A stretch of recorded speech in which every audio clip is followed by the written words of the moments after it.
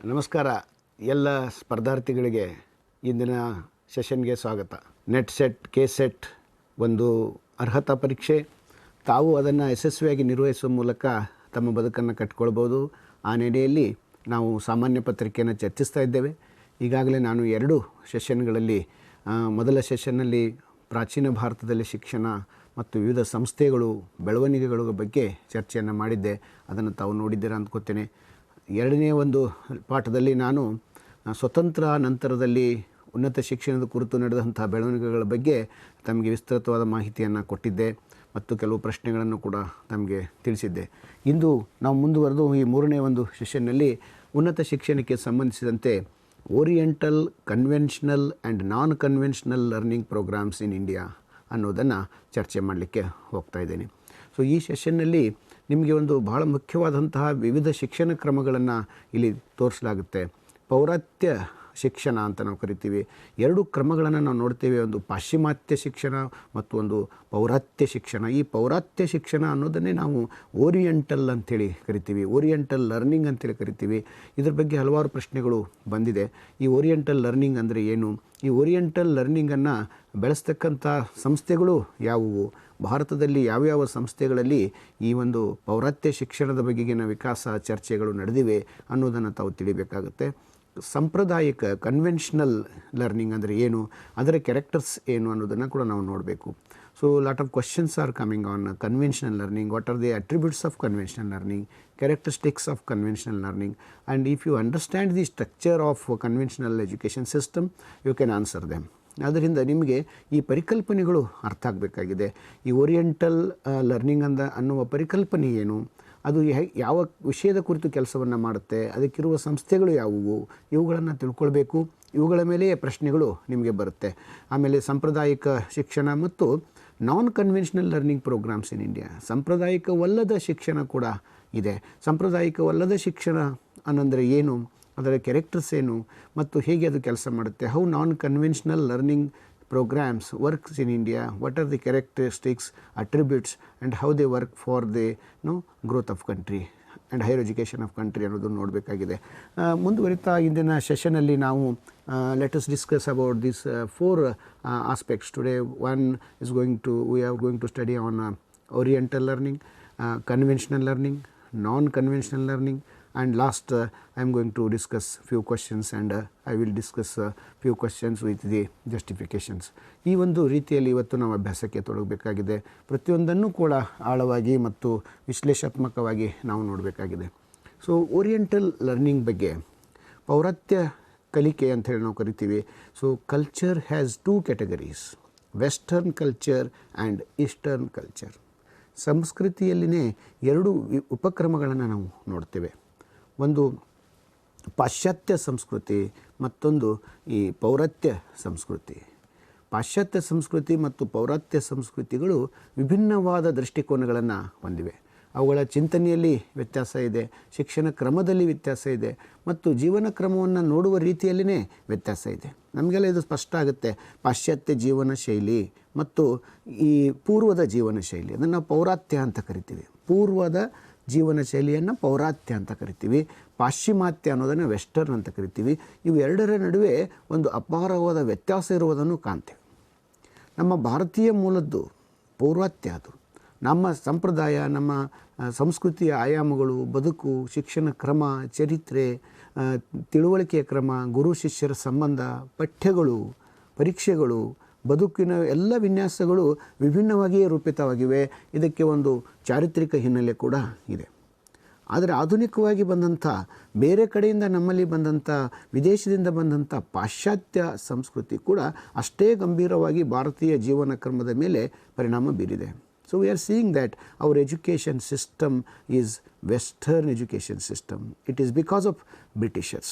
ಬ್ರಿಟಿಷರು ಭಾರತಕ್ಕೆ ಬಂದಿದ್ದರಿಂದಲೇ ನಮ್ಮಲ್ಲಿ ಉನ್ನತ ಶಿಕ್ಷಣದ ಸಂಸ್ಥೆಗಳನ್ನು ಅವರು ಸ್ಥಾಪಿಸಲಾಯಿತು ಮತ್ತು ಆ ಶಿಕ್ಷಣ ಕ್ರಮವನ್ನು ಅವರು ಜಾರಿ ಮಾಡಿದರು. ಇವತ್ತಿಗೂ ಕೂಡ ನಾವು ಪಾಶ್ಚಿಮಾತ್ಯ ಉನ್ನತ ಶಿಕ್ಷಣವನ್ನೇ ಅನುಸರಿಸ್ತಾ ಇದ್ದೇವೆ ಅನ್ನೋದು ಸತ್ಯ. ಆದ್ದರಿಂದ ಇದರ ಮೇಲೆ ನಿಮಗೆ ಒಂದಷ್ಟು ಪ್ರಶ್ನೆಗಳು ಬರೋದಕ್ಕೆ ಸಾಧ್ಯ ಇದೆ. ಈ 2 ಮಾದರಿಯಲ್ಲಿ ಯಾವ ಯಾವ ವ್ಯತ್ಯಾಸಗಳಿದೆ ಅನ್ನೋದನ್ನು ನಾವು ನೋಡಬೇಕು. That's why characteristics of western and eastern culture have got different things. ಪಾಶ್ಚಿಮಾತ್ಯ ಸಂಸ್ಕೃತಿ ಮತ್ತು ಪೌರಾತ್ಯ ಸಂಸ್ಕೃತಿಯಲ್ಲಿ ವ್ಯತ್ಯಾಸಗಳಿದ್ದಾವೆ. ಭೋಗದ ಸಂಸ್ಕೃತಿ ಅಂತ ನಾವು ಕರಿತೇವೆ. Consumerism is A hallmark of western culture. ಅಲ್ಲಿ ಇಂಗ್ಲೀಷ್ ಭಾಷೆಯನ್ನೇ ಕೇಂದ್ರವಾಗಿಸಿಕೊಂಡಿದೆ. ಅದು ಆಧುನಿಕತೆ ಅಂತ ಅದು ಹೇಳ್ತಾ ಇದೆ. ಆದರೆ ಪೌರಾತ್ಯ ಸಂಸ್ಕೃತಿ ನಮ್ಮ ದೇಶೀಯತೆಯನ್ನು ಒಳಗೊಂಡಿರುವಂಥ ಸಂಸ್ಕೃತಿ. ನಮ್ಮ ಭಾರತೀಯ ಬದುಕಿನ, ಭಾರತೀಯ ಚರಿತ್ರೆಯ, ಇಲ್ಲಿಯ ಮೌಲ್ಯಗಳನ್ನು ಆಧರಿಸಿ ಶಿಕ್ಷಣ ಹೋಗಬೇಕು. ಇಲ್ಲಿಯ ಭಾಷೆಗಳು, ಪ್ರಾದೇಶಿಕ ಭಾಷೆಗಳು, ಇಲ್ಲಿಯ ಪ್ರಾಚೀನ ವಿದ್ಯಾಕೇಂದ್ರಗಳು, ಶಿಕ್ಷಣ ಕ್ರಮಗಳನ್ನು ನಮ್ಮ ಮಕ್ಕಳು ಕಲಿಬೇಕು ಅಂತ ಹೇಳಿ ಪೌರಾತ್ಯ ಸಂಸ್ಕೃತಿ ಹೇಳುತ್ತೆ. ಇವೆರಡನ್ನೂ ಕೂಡ ನಾವು ಅದರ ಲಕ್ಷಣಗಳನ್ನು ಅಭ್ಯಾಸ ಮಾಡಿದಾಗ ನಮಗೆ ಅದರ ವ್ಯತ್ಯಾಸಗಳು ಗೊತ್ತಾಗುತ್ತೆ. ಸ್ಥಳೀಯತೆಯ ಬಗ್ಗೆ ಲೋಕಲೈಜೇಷನ್ ಅಂತ ನಾವು ಕರಿತೀವಿ. ಸ್ಥಳೀಯ ಮೌಲ್ಯಗಳು ಇರ್ಬೋದು, ಸಿದ್ಧಾಂತಗಳಿರ್ಬೋದು, ಸಾಧಕರಿರ್ಬೋದು, ಹಲವಾರು ಶ್ರೇಷ್ಠ ಕೃತಿಗಳು ಭಾರತದ ನೆಲದಲ್ಲಿ ಹುಟ್ಟಿ ಬಂದಿವೆ. ಹಲವಾರು ಶಿಕ್ಷಣ ತಜ್ಞರು, ತಂತ್ರಜ್ಞಾನಿಗಳು, ಶಾಸ್ತ್ರಜ್ಞರು, ಜಿಜ್ಞಾಸುಗಳು ಈ ದೇಶದಲ್ಲಿ ಜನಿಸಿದ್ದಾರೆ. ಅವುಗಳ ಬಗ್ಗೆ ಅಭ್ಯಾಸ ಮಾಡೋದನ್ನು ಈ ಪೌರಾತ್ಯ ಸಂಸ್ಕೃತಿ, ಓರಿಯೆಂಟಲ್ ಲರ್ನಿಂಗ್ ಬೆಂಬಲಿಸುತ್ತೆ. ಈ ವ್ಯತ್ಯಾಸಗಳನ್ನ ನಾವು ನೋಡಬೇಕಾಗಿದೆ. That's why influence of Western culture is very high on higher education. ನಾನು ಅದನ್ನೇ ನಿಮಗೆ ಹೇಳ್ತಾ ಇದ್ದೆ. There is a lot of influence of Western culture in our higher education today. Entire education system, curriculum structures, course structures, graduation system, convocation, awarding the degrees and patterns, classroom structures, teaching methods and evaluation, certification, all these are structured with Western models. So ಇದನ್ನು ನಾವು ನೋಡ್ಬೋದು. ಉನ್ನತ ಶಿಕ್ಷಣದಲ್ಲಿ ಇವತ್ತು ನಾವು ಬಳಸಿಕೊಳ್ತಕ್ಕಂಥ ಎಲ್ಲ ಮಾದರಿಗಳು ಪಾಶ್ಚಾತ್ಯ ಸಂಸ್ಕೃತಿಯ ಪ್ರಭಾವಕ್ಕೆ ಒಳಗಾಗಿವೆ. ಪಠ್ಯಕ್ರಮದ ರಚನೆ, ಅಭ್ಯಾಸ ಕ್ರಮದ ರಚನೆ, ವ್ಯಾಸಂಗ ಕ್ರಮದ ರಚನೆ, ಪಾಠಗಳ ಆಯ್ಕೆ, ಬೋಧನಾ ವಿಧಾನಗಳು, ವಿಶ್ವವಿದ್ಯಾಲಯದ ಆಡಳಿತ ವಿಧಾನ, ಉನ್ನತ ಶಿಕ್ಷಣದ ಆಡಳಿತ ವಿಧಾನ, ಆಡಳಿತ ವಿನ್ಯಾಸ ಇರಬಹುದು, ಸಂಸ್ಥೆಗಳ ರಚನೆ ಇರಬಹುದು, ಬೋಧನೆ ಇರಬಹುದು, ಮೌಲ್ಯಮಾಪನ ಇರಬಹುದು, ಅಂಕಪಟ್ಟಿ ಇರಬಹುದು, ಘಟಿಕೋತ್ಸವ ಇರಬಹುದು. ಇಲ್ಲೆಲ್ಲ ಕಡೆಯೂ ಕೂಡ ನಾವು ನೋಡ್ತಾ ಇದ್ದೇವೆ ಈ ಉನ್ನತ ಶಿಕ್ಷಣದಲ್ಲಿ ಪಾಶ್ಚಾತ್ಯ ಶಿಕ್ಷಣದ ಪ್ರಭಾವ ಗಂಭೀರವಾಗಿಯೇ ಇವತ್ತಿಗೂ ಕೂಡ ಇದೆ ಅನ್ನೋದನ್ನು ನಾವು ನೋಡಬೇಕು. ಇವುಗಳ ಮೇಲೆ ನಿಮಗೆ ಅಲ್ಲಲ್ಲಿ ಪ್ರಶ್ನೆಗಳು ಬರುವ ಚಾನ್ಸಸ್ ಇದೆ. This Oriental studies is the academic field of study that embraces Near Eastern and Far Eastern and archaeology. ಇದು ಈ ಪೌರಾತ್ಯ ಅಧ್ಯಯನಗಳು ಅದಕ್ಕಿಂತ ಭಿನ್ನವಾದ ನೆಲೆಯಲ್ಲಿ ನಮ್ಮ ಪೂರ್ವತ್ಯದ ಜೀವನ ಕ್ರಮವನ್ನು ಮತ್ತು ಇಲ್ಲಿಯ ಒಂದು ಪುರಾತತ್ವದ ನೆಲೆಯಲ್ಲಿ ಇಲ್ಲಿಯ ಐಡಿಯಾಲಜಿಯನ್ನು ಬೆಳೆಸ್ತಕ್ಕಂಥ ಸಂಶೋಧನಾತ್ಮಕವಾದ ಕಲಿಕೆಗಳು ಆಗಿವೆ. The study of subjects related to Indology is oriented learning. These subjects are based on history and culture of India. ನೀವು ಈ ಓರಿಯೆಂಟಲ್ ಲರ್ನಿಂಗ್ ಅನ್ನುವಾಗ ಇಲ್ಲಿಯ ವಿಷಯಗಳು ಇಂಡಾಲಜಿ ಅಂತ ಇದನ್ನು ಕರೀತಾರೆ. ಭಾರತಕ್ಕೆ ಸಂಬಂಧಿಸಿದಂಥ ಅಧ್ಯಯನಗಳು oriental learning. These subjects are based on history and culture of India. ಭಾರತದ ಇತಿಹಾಸ ಮತ್ತು ಸಂಸ್ಕೃತಿಯನ್ನು ಆಧರಿಸಿದ ಕಲಿಕಾ ವಿಷಯಗಳನ್ನು ನಾವು ಇಂಡಾಲಜಿ ಅಂತ ಕರಿತೀವಿ. ಈ ಇಂಡಾಲಜಿ ವಿಷಯ ಓರಿಯೆಂಟಲ್ ಲರ್ನಿಂಗ್ನ ಒಂದು ಭಾಗವಾಗಿ ಬರ್ತಾ ಇದೆ. ಸೊ ಇವುಗಳ ತಳಹದಿ ಏನು? ನಿಮಗೆ ಪ್ರಶ್ನೆ ಬರ್ಬೋದು. ಈ oriental learning stands on what basis, what is the base for oriental learning ಅಂತ ನಿಮಗೆ ಕೇಳ್ಬೋದು. ಪೌರಾತ್ಯ ಕಲಿಕೆಯ ಬುನಾದಿ ಯಾವುದು, ಯಾವ ತಳಹದಿಯ ಮೇಲೆ ಇದು ಬೆಳೀತದೆ ಅನ್ನುವಂಥ ಪ್ರಶ್ನೆಗಳು ಕೂಡ ಬರ್ಬೋದು. ಆಗ ನೀವು ಹೇಳಬೇಕಾಗುತ್ತೆ these subjects, oriental learning subjects are based on history of India and culture of India. ಭಾರತಕ್ಕೆ ಒಂದು ಭವ್ಯವಾದ ಇತಿಹಾಸ ಇದೆ, ಘಟನಾವಳಿಗಳಿದೆ, ಆಗುಹೋಗುಗಳಿದೆ, ಮತ್ತೊಂದು ಚರಿತ್ರೆ ಇದೆ, ಜೊತೆಗೆ ಒಂದು ಸಂಸ್ಕೃತಿ ಇದೆ. ಚರಿತ್ರೆ ಮತ್ತು ಇತಿಹಾಸ ಮತ್ತು ಈ ಸಂಸ್ಕೃತಿಯನ್ನು ಆಧರಿಸಿ ಈ ಅಧ್ಯಯನ ವಿಷಯಗಳು ನಡೀತವೆ, ಒಂದು ಸಂಶೋಧನಾತ್ಮಕ ನೆಲೆಯಲ್ಲಿಯೂ ನಡೀತವೆ. ಆದ್ದರಿಂದ ಈ ಇಂಡಾಲಜಿ ಅನ್ನೋದು ಓರಿಯೆಂಟಲ್ ಲರ್ನಿಂಗ್ನ ಒಂದು ಕ್ರಿಯೆಯಾಗಿ ನಮಗೆ ಗೋಚರ ಆಗುತ್ತೆ. Indology speaks about studies related to Indian history and culture. ಭಾರತೀಯ ಇತಿಹಾಸ ಮತ್ತು ಸಂಸ್ಕೃತಿಗೆ ಸಂಬಂಧಿಸಿದ ಅಧ್ಯಯನಗಳನ್ನು ಇಂಡಾಲಜಿ ಎಂದು ಕರೆಯುತ್ತಾರೆ. ಈ ಥರ ಪ್ರಶ್ನೆ ನಿಮಗೆ ಬರ್ಬೋದು. ಇಂಡಾಲಜಿ ಅಂದರೆ ಏನು? ಇಂಡಾಲಜಿ ಅನ್ನೋದು ಏನನ್ನು ಅಧ್ಯಯನ ಮಾಡುತ್ತದೆ, ಅಥವಾ ಇಂಡಾಲಜಿ ಅನ್ನುವ ವಿಷಯಕ್ಕೆ ಸಂಬಂಧಿಸಿದ ಕ್ಷೇತ್ರ ಅಂತ ಹೇಳಿ ನಿಮಗೆ ಕೆಳಗೆ ಕೊಡ್ಬೋದು. ಇಂಡಿಯನ್ ಹಿಸ್ಟ್ರಿ ಆ್ಯಂಡ್ ಕಲ್ಚರ್ ಅಂತ ಕೊಡ್ಬೋದು, ಬೇರೆ ಬೇರೆ ಆಯ್ಕೆಗಳನ್ನು ಕೊಡ್ಬೋದು. ಸೊ ಸ್ಟಡಿ ಆಫ್ ಕಲ್ಚರ್ ಅಂತ ನಾವು ಹೇಳ್ತೇವೆ. ಭಾರತದಲ್ಲಿ ವೈವಿಧ್ಯಮಯವಾದ ಸಂಸ್ಕೃತಿಗಳಿವೆ, ಉಪಸಂಸ್ಕೃತಿಗಳಿವೆ. ವಿಭಿನ್ನವಾದ ವಿಶಾಲ ಭೂಪ್ರದೇಶದಲ್ಲಿ ಭಾರತ ಹರಡಿರೋದರಿಂದ ಇಲ್ಲಿ ನಾವು ಈ ಒಂದು ವಿಶಿಷ್ಟವಾದ ಚರಿತ್ರೆ ಮತ್ತು ಅದಕ್ಕೆ ಸಂಬಂಧಿಸಿದ ಸಂಸ್ಕೃತಿಯನ್ನು ಅಧ್ಯಯನ ಮಾಡಬೇಕು ಮತ್ತು ಅದನ್ನು ಪ್ರಿಸರ್ವ್ ಮಾಡಬೇಕು, ಅದನ್ನು ಮುಂದಿನ ತಲೆಮಾರಿಗೆ ತೆಗೆದುಕೊಂಡು ಹೋಗಬೇಕು ಅಂತ ಹೇಳಿ ಇದು ವಿಚಾರ ಮಾಡುತ್ತೆ. ಹೀಗಾಗಿ ಈ ಥರದ ಭಾರತದ ಇತಿಹಾಸ ಮತ್ತು ಸಂಸ್ಕೃತಿಯನ್ನು ಅಧ್ಯಯನ ಮಾಡುವ ಕ್ರಿಯೆಯನ್ನು ಇಂಡೋಲಜಿ ಎಂದು ಕರೀತಾರೆ. So Indology is the science of study of culture and all its aspects. So Indology is the science of study of culture. ಸಂಸ್ಕೃತಿ ಅಧ್ಯಯನವನ್ನು ಮಾಡ್ತಕ್ಕಂಥದ್ದು ಇಂಡೋಲಜಿ, ಮತ್ತು ಇದು ಸಂಸ್ಕೃತಿಯ ಎಲ್ಲ ಆಯಾಮಗಳನ್ನು ಅಭ್ಯಾಸ ಮಾಡುತ್ತೆ. What are the aspects of culture? ನೋಡಿ, ಅಲ್ಲಿ language is one of the aspects of culture. Language, living style, ಜೀವನ ವಿಧಾನ, ಫುಡ್, ನಮ್ಮ ಆಹಾರ ಕ್ರಮ ಇರ್ಬೋದು, ರಿಚುವಲ್ಸ್ ಇರ್ಬೋದು, ಕಸ್ಟಮ್ಸ್ ಇರ್ಬೋದು, ಪದ್ಧತಿಗಳಿರ್ಬೋದು, ವಿವಾಹ ಇರ್ಬೋದು, ಮ್ಯಾರೇಜ್ ಸಿಸ್ಟಮ್ ಇರ್ಬೋದು, ಫ್ಯಾಮಿಲಿ ಸಿಸ್ಟಮ್ ಇರ್ಬೋದು, ಹಬ್ಬ ಆಚರಣೆಗಳಿರ್ಬೋದು, ರೂಢಿ ಸಂಪ್ರದಾಯಗಳಿರ್ಬೋದು, ಇವೆಲ್ಲವೂ ಕೂಡ ಸಂಸ್ಕೃತಿಯ ಸಂಬಂಧಿಸಿದ ಅಂಶಗಳು. So what is culture? Culture is way of life. ನಮ್ಮ ಜೀವನವನ್ನು ಆವರಿಸಿದ ಆ ವಿಧಾನವನ್ನು ನಾವು ಸಂಸ್ಕೃತಿ ಅಂತೇಳಿ ಕರಿತೇವೆ. ಹಾಗಾಗಿ ನಮ್ಮ ಭಾರತೀಯ ಜೀವನಕ್ಕೆ ಅನ್ವಯಿಸುವ ಸಂಸ್ಕೃತಿ ವಿಚಾರಗಳನ್ನೆಲ್ಲ ಈ ಕಲ್ಚರಲ್ ಸ್ಟಡಿ ಮಾಡುತ್ತೆ ಅಂತ ನಾವು ಹೇಳ್ಬೋದು. So eastern culture and studies in ಕೂಡ್, ಇದರಲ್ಲಿ ಯಾವ ವಿಷಯಗಳು ಬರುತ್ತೆ? ಈ ಒಂದು ಪೌರಾತ್ಯ ಸಂಸ್ಕೃತಿ ಒಳಗಡೆ ಬರ್ತಕ್ಕಂಥ ವಿಷಯಗಳು ಯಾವುವು? ಜೀವನ, ಭಾರತೀಯ ಜೀವನ, ಈಸ್ಟರ್ನ್ ಲೈಫ್ ಬರುತ್ತೆ. ಇಲ್ಲಿಯ ಸಂಸ್ಕೃತಿ, ಇಲ್ಲಿಯ ಭಾಷೆಗಳು. ನೋಡಿರಿ, ವೈವಿಧ್ಯಮಯವಾದ ಭಾಷೆಗಳು ಭಾರತದಲ್ಲಿವೆ. We have got variety of languages and each language is asset for India and it has got a great history. ಮತ್ತು ಒಂದು ಚರಿತ್ರೆ, ಇತಿಹಾಸ ನಮಗಿದೆ. People, so we are Indians, but we are living in different destinations and we have our own way of life. ಜನ ಇದ್ದಾರೆ, ಜನರ ಬದುಕಿನ ಶೈಲಿ, ಬದುಕಿನ ವಿಧಾನ, ಜನರ ರೂಪರೇಷೆಗಳಲ್ಲೆಲ್ಲ ವ್ಯತ್ಯಾಸ ಇದೆ. ಜನ ಅನ್ನೋದು ಒಂದು ಪದ ಇರ್ಬೋದು, ಆದರೆ ಅವರ ಬದುಕುವ ವೈವಿಧ್ಯತೆ ನಮ್ಮಲ್ಲಿ ಇದೆ. ಸೊ ಆರ್ಕಿಯಾಲಜಿ ಇದೆ ನಮ್ಮಲ್ಲಿ, ಶಿಲ್ಪಶಾಸ್ತ್ರ ಇದೆ, ವಾಸ್ತುಶಿಲ್ಪ ಇದೆ, ಆಮೇಲೆ ಸಮಾಜ ಇದೆ, ಭಾರತೀಯ ಸಮಾಜ ಅಥವಾ ಪೌರಾತ್ಯ ಸಮಾಜ. ಇವುಗಳ ಬಗ್ಗೆ ಅಧ್ಯಯನವನ್ನು ಈ ಪೌರಾತ್ಯ ಸಂಸ್ಕೃತಿಯಲ್ಲಿ ಮಾಡಲಾಗುತ್ತೆ ಅಂತೇಳಿ. The institutes which works on these subjects is called as oriental institutes.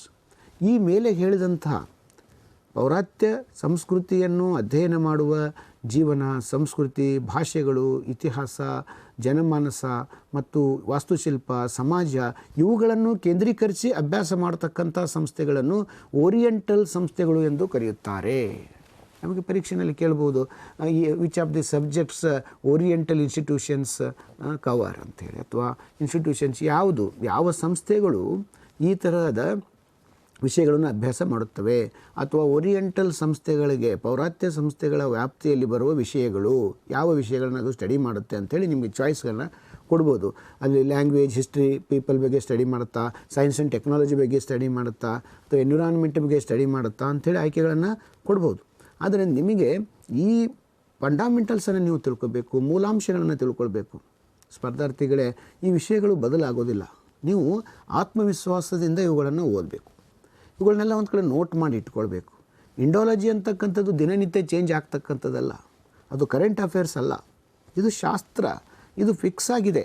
ಈಗ ನಾವು ನಿಮಗೆ ಹೇಳ್ತಕ್ಕಂಥ ಈ ವಿಷಯಗಳು ದಿನನಿತ್ಯ ಏನೂ ಬದಲಾಗೋದಿಲ್ಲ. ಆದರೆ ಉನ್ನತ ಶಿಕ್ಷಣದಲ್ಲಿ ಹಲವಾರು ರೀತಿ ನೀತಿಗಳು ಬರ್ತವೆ, ಹೊಸ ಉಪಕ್ರಮಗಳು ಬರ್ತವೆ, ಹೊಸ ಕರೆಂಟ್ ಅಫೇರ್ಸು ಕೂಡ ಬರುತ್ತೆ. ಅವುಗಳನ್ನು ನೀವು ಅಪ್ಡೇಟ್ ಮಾಡ್ಕೋಬೇಕು. ಆದರೆ ಈಗ ನಾವು ಹೇಳ್ತಕ್ಕಂಥ ಕೆಲವು ಮೂಲಭೂತ ವಿಷಯಗಳೇನಿದೆ ಉನ್ನತ ಶಿಕ್ಷಣಕ್ಕೆ ಸಂಬಂಧಿಸಿದಂತೆ, ಚಾರಿತ್ರಿಕವಾದಂತಹ ಅಥವಾ ಈ ಥರದ ವಿಷಯಗಳನ್ನು ಆಧರಿಸಿದ ಏನು ವಿಷಯಗಳಿದೆ, ಇದರಲ್ಲೇನೂ ಬದಲಾವಣೆಗಳು ಅಷ್ಟಾಗಿ ಆಗಿಲ್ಲ. ಇವುಗಳು ಭಾಳ ಐತಿಹಾಸಿಕವಾದಂಥ ಘಟನಾವಳಿಗಳು. ಇವುಗಳನ್ನು ತಾವು ಒಂದು ಕಡೆ ಸರಿಯಾಗಿ ಗುರುತು ಮಾಡಿಟ್ಕೊಳ್ಬೇಕು, ಅದನ್ನು ಮತ್ತೆ ಮತ್ತೆ ನೋಡಬೇಕು ಮತ್ತು ಅಭ್ಯಾಸ ಮಾಡ್ತಾ ಇದ್ದರೆ ತಾವು ಸ್ಪಷ್ಟವಾಗಿ ಪರೀಕ್ಷೆಗಳಲ್ಲಿ ಉತ್ತರಿಸೋದಕ್ಕೆ ಸಾಧ್ಯ ಆಗುತ್ತೆ. ಯಾಕೆಂದರೆ ನಿಮ್ಗೆ ಗೊತ್ತಿದೆ ಆತ್ಮೀಯರೇ, ನಿಮಗೆ ಕೊಟ್ಟಿರುವ ವೇಳೆ ತುಂಬ ಕಡಿಮೆ. ಆ ಕೊಟ್ಟಿರುವ ವೇಳೆಯ ಒಳಗಡೆ ನಿಮಗೆ ಕೊಟ್ಟಿರುವಂಥ ಒಂದು ಹೇಳಿಕೆಯನ್ನಾಗಲಿ, ಒಂದು ವಿಷಯವನ್ನು ಓದಿ ಅದಕ್ಕೆ ಕೊಟ್ಟಿರುವಂಥ ಆಯ್ಕೆಗಳಲ್ಲಿ ಸೂಕ್ತವಾದದ್ದನ್ನೇ ತಾವು ಆರಿಸಬೇಕಾಗುತ್ತೆ. ತಪ್ಪು ಉತ್ತರ ಹೇಳೋದಕ್ಕೆ ಅವಕಾಶ ಇಲ್ಲ. ಆದ್ದರಿಂದ ತಾವು ಇವುಗಳನ್ನು ಗಟ್ಟಿ ಮಾಡ್ಕೊಳ್ಬೇಕು ಮತ್ತು ಮನನ ಮಾಡ್ಕೊಳ್ಬೇಕು. ಆಗ ತಮಗೆ ಆ ಪ್ರಶ್ನೆಯನ್ನು ನೋಡಿದ ತಕ್ಷಣವೇ ಆಯ್ಕೆಗಳು ಗೋಚರ ಆಗ್ತವೆ. ಆ ರೀತಿಯಲ್ಲಿ ತಾವು ಸಿದ್ಧತೆಯನ್ನು ಮಾಡ್ಕೊಳ್ಬೇಕಾಗಿದೆ. ದ ಇನ್ಸ್ಟಿಟ್ಯೂಷನ್ ವಿಚ್ ವರ್ಕ್ಸ್ ಅದನ್ನು ಹೇಳಿದೆ ನಾನು, and central and state institutes, ಇದರಲ್ಲಿ ಕೇಂದ್ರ ಮತ್ತು ರಾಜ್ಯ ಮಟ್ಟದ ಸಂಸ್ಥೆಗಳು ಇವೆ. ಕೇಂದ್ರ ಸರ್ಕಾರ ಈ ಥರದ ಓರಿಯೆಂಟಲ್ ಸಬ್ಜೆಕ್ಟ್ಸನ್ನು ಬೆಳೆಸುವಗೋಸ್ಕರ ಹಲವಾರು ಸಂಸ್ಥೆಗಳನ್ನು ಸ್ಥಾಪಿಸಿದೆ ಮತ್ತು ಹಲವಾರು ಸಾಂಪ್ರದಾಯಿಕ ಸಂಸ್ಥೆಗಳಿಗೆ ಅನುದಾನವನ್ನು ಕೂಡ ಕೇಂದ್ರ ಸರ್ಕಾರ ನೀಡುತ್ತೆ. ಅದೇ ರೀತಿಯ ರಾಜ್ಯ ಸರ್ಕಾರದಲ್ಲಿ ಕೂಡ ಇತರ ರಾಜ್ಯಗಳಲ್ಲಿಯೂ ಕೂಡ ಇಂತಹ ಸಂಸ್ಥೆಗಳನ್ನು ರಕ್ಷಿಸಲಾಗಿದೆ ಮತ್ತು ಅವು ನಮ್ಮ ಭಾರತೀಯ ಸಂಸ್ಕೃತಿ, ಭಾರತೀಯ ಚರಿತ್ರೆ, ಭಾಷೆಗಳು, ಸಮಾಜದ ವ್ಯವಸ್ಥೆ ಇವುಗಳನ್ನೆಲ್ಲ ಕಾಪಾಡಿಕೊಂಡು ಹೋಗುವಂತಹ ಮಹತ್ವದ ಕೆಲಸವನ್ನು ಮಾಡ್ತಾಯಿವೆ. These institutions are protected by central and state governments and they are preserving the rich cultural heritage of this country and they are providing information for the future learners and they are helping to study them and they are helping to go for research in the area of Oriental subjects. So that's why Oriental research areas are also have lot of demand. ಇದನ್ನು ನೀವು ತಿಳ್ಕೊಳ್ಬೇಕಾಗುತ್ತೆ. So evolve the ancient knowledge and wisdom of country could be revived and preserved. ಅದರ ಮುಖ್ಯವಾದ ಉದ್ದೇಶ, ಈ oriental ಅಧ್ಯಯನಗಳ ಮುಖ್ಯವಾದ ಉದ್ದೇಶ ನಮ್ಮ ದೇಶದ ಏನು ಜ್ಞಾನ ಪರಂಪರೆಯನ್ನು, ಬೌದ್ಧಿಕ ಪರಂಪರೆಯನ್ನು ಕಾಪಾಡಿಕೊಳ್ಳುವಂಥದ್ದು, ಸಂಶೋಧಿಸುವಂಥದ್ದು ಮತ್ತು ಅದನ್ನು ರಕ್ಷಿಸುವಂಥದ್ದು. ಸೊ ನಮ್ಮ ಈ ಜ್ಞಾನ ಶಾಖೆಗಳೇನಿದೆ, ಪ್ರಾಚೀನ ಜ್ಞಾನ ಶಾಖೆಗಳನ್ನು, ಪ್ರಾಚೀನ ಜ್ಞಾನ ವಿಚಾರಗಳನ್ನು ನಾವು ಭಾರತದ ಪ್ರಾಚೀನ ವಿಷಯಗಳನ್ನು ಕಂಡುಹಿಡಿಯುವುದು, ಅವುಗಳನ್ನು ಪುನರ್ ಅವಲೋಕನ ಮಾಡುವುದು, ಸಂಶೋಧಿಸುವುದು ಮತ್ತು ಪ್ರಿಸರ್ವ್ ಮಾಡುವುದು, ಕಾಪಾಡುವುದು. ಬೇರೆ ಬೇರೆ ದಾಖಲೆಗಳಿರ್ತವೆ, ಬೇರೆ ಬೇರೆ ಹಸ್ತಪ್ರತಿಗಳಿರ್ತವೆ, ಮ್ಯಾನ್ಸ್ಕ್ರಿಪ್ಟ್ಸ್ ಆರ್ ದೇರ್, ಶಾಸನಗಳಿರ್ತವೆ, ಇನ್ಸ್ಕ್ರಿಪ್ಷನ್ಸ್ ಇರುತ್ತೆ, ಪುಸ್ತಕಗಳಿರುತ್ತೆ, ಹಲವಾರು ಏನ್ಷಿಯಂಟ್ ರಿಸೋರ್ಸಸ್ ಇರುತ್ತೆ. ಅವುಗಳನ್ನು ಪ್ರಿಸರ್ವ್ ಮಾಡಬೇಕು ಮತ್ತು ಅವುಗಳ ಅವಲೋಕನವನ್ನು ಮಾಡಬೇಕು, ರಿಸರ್ಚ್ ಮಾಡಬೇಕು ಮತ್ತು ಮುಂದಿನ ಮಾನಸಕ್ಕೆ ಅದನ್ನು ಕಾಪಾಡಬೇಕು, ಮುಂದಿನ ಜನಾಂಗಕ್ಕೆ ಅದರ ಕುರುಹುಗಳನ್ನು ಇಡಬೇಕು ಅಂತ ಹೇಳಿ ಹಲವಾರು ಮ್ಯೂಸಿಯಂಗಳನ್ನು ಸ್ಥಾಪಿಸುವಂಥದ್ದು, ಅಧ್ಯಯನ ಕೇಂದ್ರಗಳನ್ನು ಸ್ಥಾಪಿಸುವಂಥದ್ದನ್ನು ಕೂಡ ನಾವು ಓರಿಯೆಂಟಲ್ ಸಿಸ್ಟಮಲ್ಲಿ ನೋಡ್ತೇವೆ. These institutes collect and preserve the rare manuscripts, editing, translation and publication. ನೋಡಿ, ಈ ಸಂಸ್ಥೆಗಳು ಈ ಥರದ ಹಲವಾರು ಹಸ್ತಪ್ರತಿಗಳನ್ನು ಸಂಗ್ರಹಿಸುತ್ತವೆ. ಯಾರಾದರೂ ಮನೆಯಲ್ಲಿ ಅಥವಾ ದೇವಸ್ಥಾನದಲ್ಲಿ, ಶಾಲೆಯಲ್ಲಿ, ಸಂಸ್ಥೆಯಲ್ಲಿ, ಸಮಾಜದ ಯಾವುದೇ ವ್ಯಕ್ತಿಗಳ ಕಡೆಗೆ ಈ ಥರದ ಪ್ರಾಚೀನ ವಸ್ತುಗಳು ಇದ್ದರೆ ಓರಿಯೆಂಟಲ್ ಇನ್ಸ್ಟಿಟ್ಯೂಷನ್ನವರು ಅದನ್ನು ಸಂಗ್ರಹಿಸಿಕೊಂಡು ಅದನ್ನು ಸಂರಕ್ಷಿಸುವ ಕೆಲಸವನ್ನು ಮಾಡ್ತಾರೆ, ಎಡಿಟ್ ಮಾಡ್ತಾರೆ, ಸಂಪಾದಿಸುತ್ತಾರೆ, ಅನುವಾದ ಮಾಡ್ತಾರೆ, ಅದರ ವಿಷಯಗಳನ್ನೆಲ್ಲ ತೆಗೆದುಕೊಂಡು ಸಾರ್ವಜನಿಕರಿಗೆ ಪುಸ್ತಕ ರೂಪದಲ್ಲಿ, ಲೇಖನ ರೂಪದಲ್ಲಿ ಪ್ರಕಟಿಸುವಂಥ ಕೆಲಸವನ್ನು ಕೂಡ ಮಾಡ್ತಾರೆ ಮತ್ತು ಜನಮಾನಸಕ್ಕೆ ಅದರ ಮಾಹಿತಿಯನ್ನು ಕೊಡ್ತಾರೆ. Remains of languages, grammar, philosophy, arts, literature and religion based subjects. ಇದರಲ್ಲಿ ಭಾಷೆಯ ಕುರಿತಾದಂಥ ವಿಷಯಗಳು, ಹಲವಾರು ಭಾಷೆಗಳು, ಉಪಭಾಷೆಗಳು, ಅದರ ಕೃತಿಗಳು, ಕೃತಿಕಾರರು ಅವರನ್ನು ಸಂಗ್ರಹಿಸುವುದು, ವ್ಯಾಕರಣ ಗ್ರಂಥಗಳನ್ನು ಸಂಗ್ರಹಿಸುವುದು, ತತ್ವಜ್ಞಾನಕ್ಕೆ ಸಂಬಂಧಿಸಿದ ವಿಷಯಗಳನ್ನು ಸಂಗ್ರಹಿಸುವುದು, ಕಲೆಗೆ ಸಂಬಂಧಿಸಿದ ವಿಷಯಗಳು, ಸಾಹಿತ್ಯಕ್ಕೆ ಸಂಬಂಧಿಸಿದ ವಿಷಯಗಳು ಮತ್ತು ಧಾರ್ಮಿಕ ವಿಷಯಗಳು, ಧರ್ಮಕ್ಕೆ ಸಂಬಂಧಿಸಿದ ಸಾಕ್ಷಿಗಳು, ಪುರಾವೆಗಳು, ಪುಸ್ತಕಗಳು, ಶಾಸನಗಳು, ಇವುಗಳನ್ನೆಲ್ಲವನ್ನು ಸಂಗ್ರಹಿಸಿ ಅವುಗಳನ್ನು ಕಾಪಾಡಿಕೊಂಡು ಅವುಗಳನ್ನು ಮುಂದಿನ ಜನಾಂಗಕ್ಕೆ ಪ್ರಸಾರಣ ಮಾಡುವಂಥ ಕೆಲಸವನ್ನು ಈ ಓರಿಯೆಂಟಲ್ ಸಂಸ್ಥೆಗಳು ಮಾಡ್ತವೆ. These oriental materials R preserved by using modern and scientific devices. ನಾನು ಅದನ್ನು ಹೇಳ್ತಾ ಇದ್ದೆ, ಇವನ್ನೆಲ್ಲ ರಕ್ಷಿಸಲಿಕ್ಕೆ ಅವರು ಅತ್ಯಂತ ಆಧುನಿಕವಾದಂತಹ ಮತ್ತು ವೈಜ್ಞಾನಿಕವಾದಂತಹ ಸಾಧನಗಳನ್ನು ಬಳಸ್ತಾ ಇದ್ದಾರೆ, ರಾಸಾಯನಿಕಗಳನ್ನು ಬಳಸ್ತಾ ಇದ್ದಾರೆ ಮತ್ತು ತಂತ್ರಜ್ಞಾನವನ್ನು ಬಳಸಿ ಅವುಗಳನ್ನು ಪ್ರಿಸರ್ವ್ ಮಾಡುವಂಥ, ರಕ್ಷಿಸುವಂಥ ಕೆಲಸವನ್ನು ಈ ಓರಿಯೆಂಟಲ್ ಇನ್ಸ್ಟಿಟ್ಯೂಟ್ಸ್ ಮಾಡ್ತಾ ಇದೆ.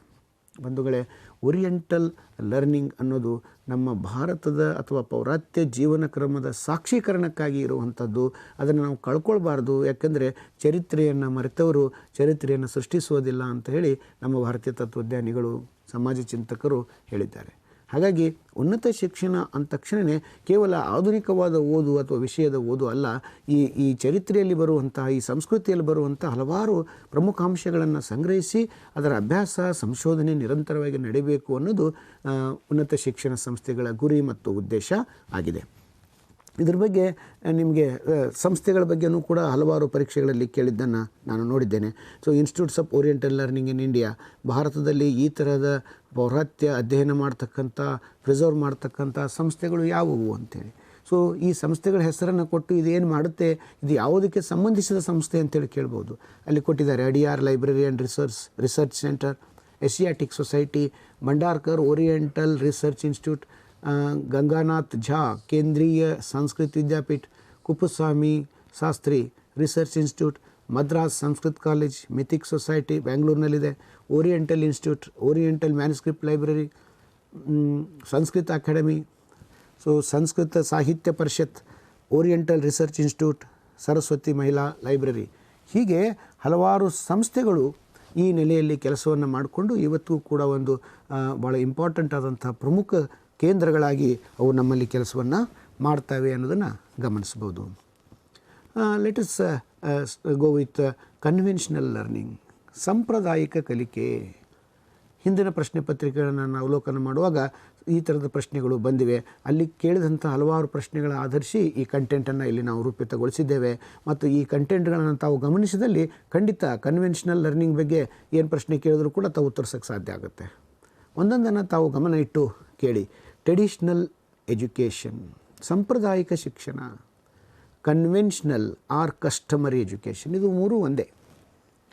ಸಾಂಪ್ರದಾಯಿಕ ಶಿಕ್ಷಣ, ಕನ್ವೆನ್ಷನಲ್ ಆಗಿರುವಂಥದ್ದು, ರೂಢಿಗತ ಶಿಕ್ಷಣ ಮತ್ತು ಸಂಪ್ರದಾಯಬದ್ಧವಾದಂಥ ಶಿಕ್ಷಣ, ಇದು ಕನ್ವೆನ್ಷನಲ್ ಲರ್ನಿಂಗ್ ಅಂತೇಳಿ ಕರೀತಾರೆ. ಸಂಪ್ರದಾಯಬದ್ಧವಾದಂಥ ಶಿಕ್ಷಣ, ಇದನ್ನು ನಾವು ಲರ್ನಿಂಗ್ ಅಂತ ಕರಿತೀವಿ, ಅದನ್ನು ನಾವು ಕನ್ವೆನ್ಷನಲ್ ಲರ್ನಿಂಗ್ ಅಂತ ಕರಿತೀವಿ.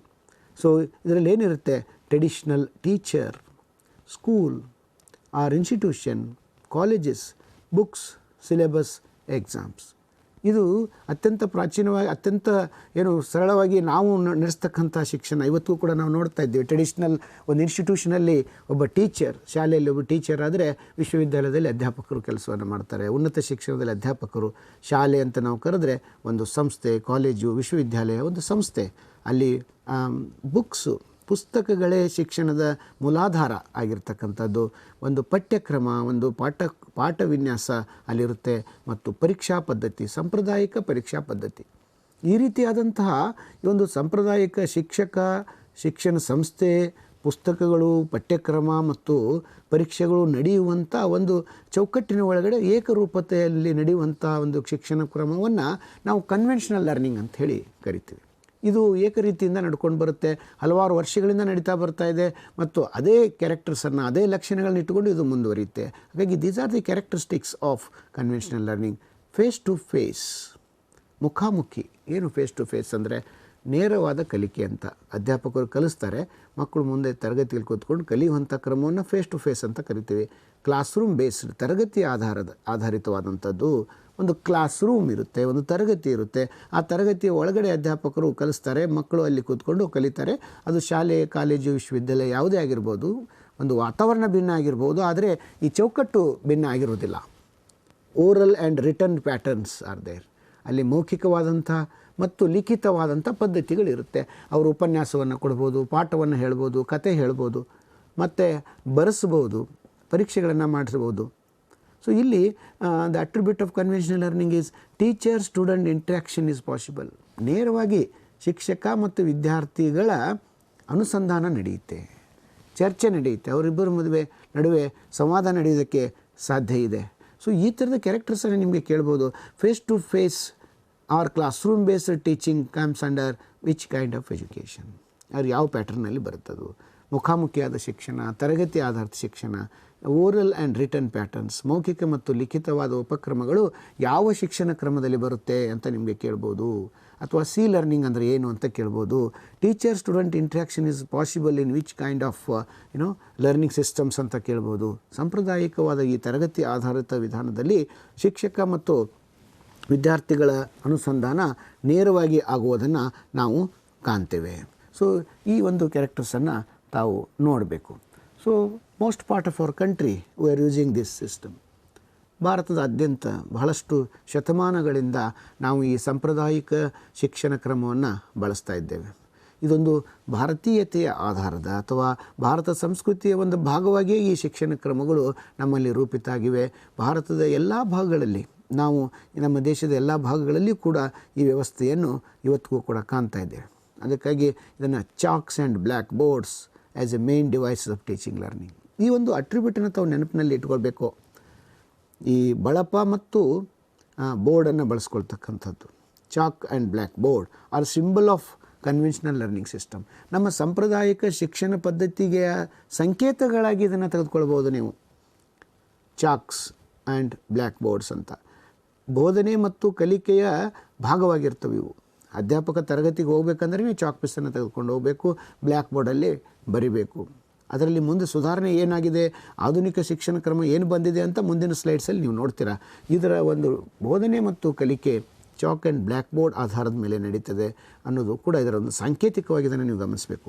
ಪರೀಕ್ಷೆಗಳಲ್ಲಿ ನಿಮ್ಗೆ ಕೇಳ್ಬೋದು, chalks and black board as A main device of teaching learning, ಯಾವ ಕ್ರಮದಲ್ಲಿ ಇದು ಬರುತ್ತೆ ಅಂತ.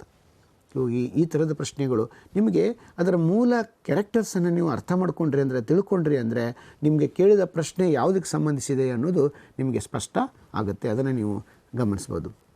Simple exams and evaluation system, ಈ ಥರದ ಸಾಂಪ್ರದಾಯಿಕ ಕಲಿಕಾ ಕ್ರಮದಲ್ಲಿ ಪರೀಕ್ಷೆಗಳು ಸರಳವಾಗಿರುತ್ತವೆ. ಪ್ರಶ್ನೆಗಳು ಸರಳವಾಗಿರ್ತವೆ ಅಂತಲ್ಲ, ಪರೀಕ್ಷಾ ಕ್ರಮ ಸರಳವಾಗಿರುತ್ತೆ. ನಿಮಗೆ ಕೇಳ್ಬೋದು ಸ್ಟೇಟ್ಮೆಂಟ್ಸನ್ನು ಕೊಟ್ಟು, ಇಲ್ಲಿ ಸಿಂಪಲ್ ಎಕ್ಸಾಮ್ಸ್ ಅದರ ಅರ್ಥ ಏನು ಅಂತ ಹೇಳಿ. So what is the meaning of simple exams in conventional education ಅಂತ.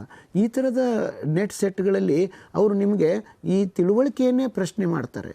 ಇವು ನಿಮಗೆ ಅದರ ಒಳಾರ್ಥ ಗೊತ್ತಿದೆಯಾ ಅನ್ನೋದನ್ನೇ ಪ್ರಶ್ನೆ ಮಾಡ್ತಾರೆ. ಅದ್ರ ಬಗ್ಗೆನೇ ನಿಮ್ಮ ಜ್ಞಾನವನ್ನು ಪರೀಕ್ಷಿಸುವುದು ಅವರ ಉದ್ದೇಶ ಆಗಿರುತ್ತೆ. So simple exams and evaluation system is the one of the characteristics of conventional learning ಅಂತ ಅವರೇ ಕೊಟ್ಬಿಡ್ತಾರೆ. ಆದರೆ ಕ್ವಶನ್ ಏನು ಕೇಳ್ತಾರೆ ಅಂದರೆ, what is meaning of this? ಸರಳ ಪರೀಕ್ಷಾ ಕ್ರಮ ಮತ್ತು ಮೌಲ್ಯಮಾಪನ ವ್ಯವಸ್ಥೆಯು ಸಾಂಪ್ರದಾಯಿಕ ಶಿಕ್ಷಣದ ಒಂದು ಉಪಕ್ರಮವಾಗಿದೆ ಅಂತ ಅವರೇ ಕೊಟ್ಬಿಡ್ತಾರೆ. ಇದರ ಅರ್ಥ ಏನು? ಈ ಮೇಲಿನ ಹೇಳಿಕೆಯನ್ನು ಹೇಗೆ ಅರ್ಥೈಸಬಹುದು? ಈ ಕೆಳಗೆ ಕೊಟ್ಟಿರುವ 4 ಆಯ್ಕೆಗಳಲ್ಲಿ ಯಾವ ಸ್ಟೇಟ್ಮೆಂಟ್ ಸರಿಯಾಗಿದೆ ಅಂತ ಕಂಡುಹಿಡೀರಿ ಅಂತ ಹೇಳ್ತಾರೆ. ಆವಾಗ simple exams and evaluation system ಅಂದ ತಕ್ಷಣ ಅಲ್ಲಿ ಬೇರೆ ಬೇರೆ ಆಯ್ಕೆಗಳನ್ನು ಕೊಟ್ಟಿರ್ತಾರೆ. ಸರಳ ಪರೀಕ್ಷೆ ಅಂದರೆ ಪರೀಕ್ಷೆ ಸರಳ ಆಗಿರೋದಿಲ್ಲ, ಪರೀಕ್ಷೆಯನ್ನು ನಡೆಸುವ ಉಪಕ್ರಮ ಸರಳವಾಗಿರುತ್ತದೆ. ಇದನ್ನು ನಾವು ಅರ್ಥ ಮಾಡ್ಕೋಬೇಕು.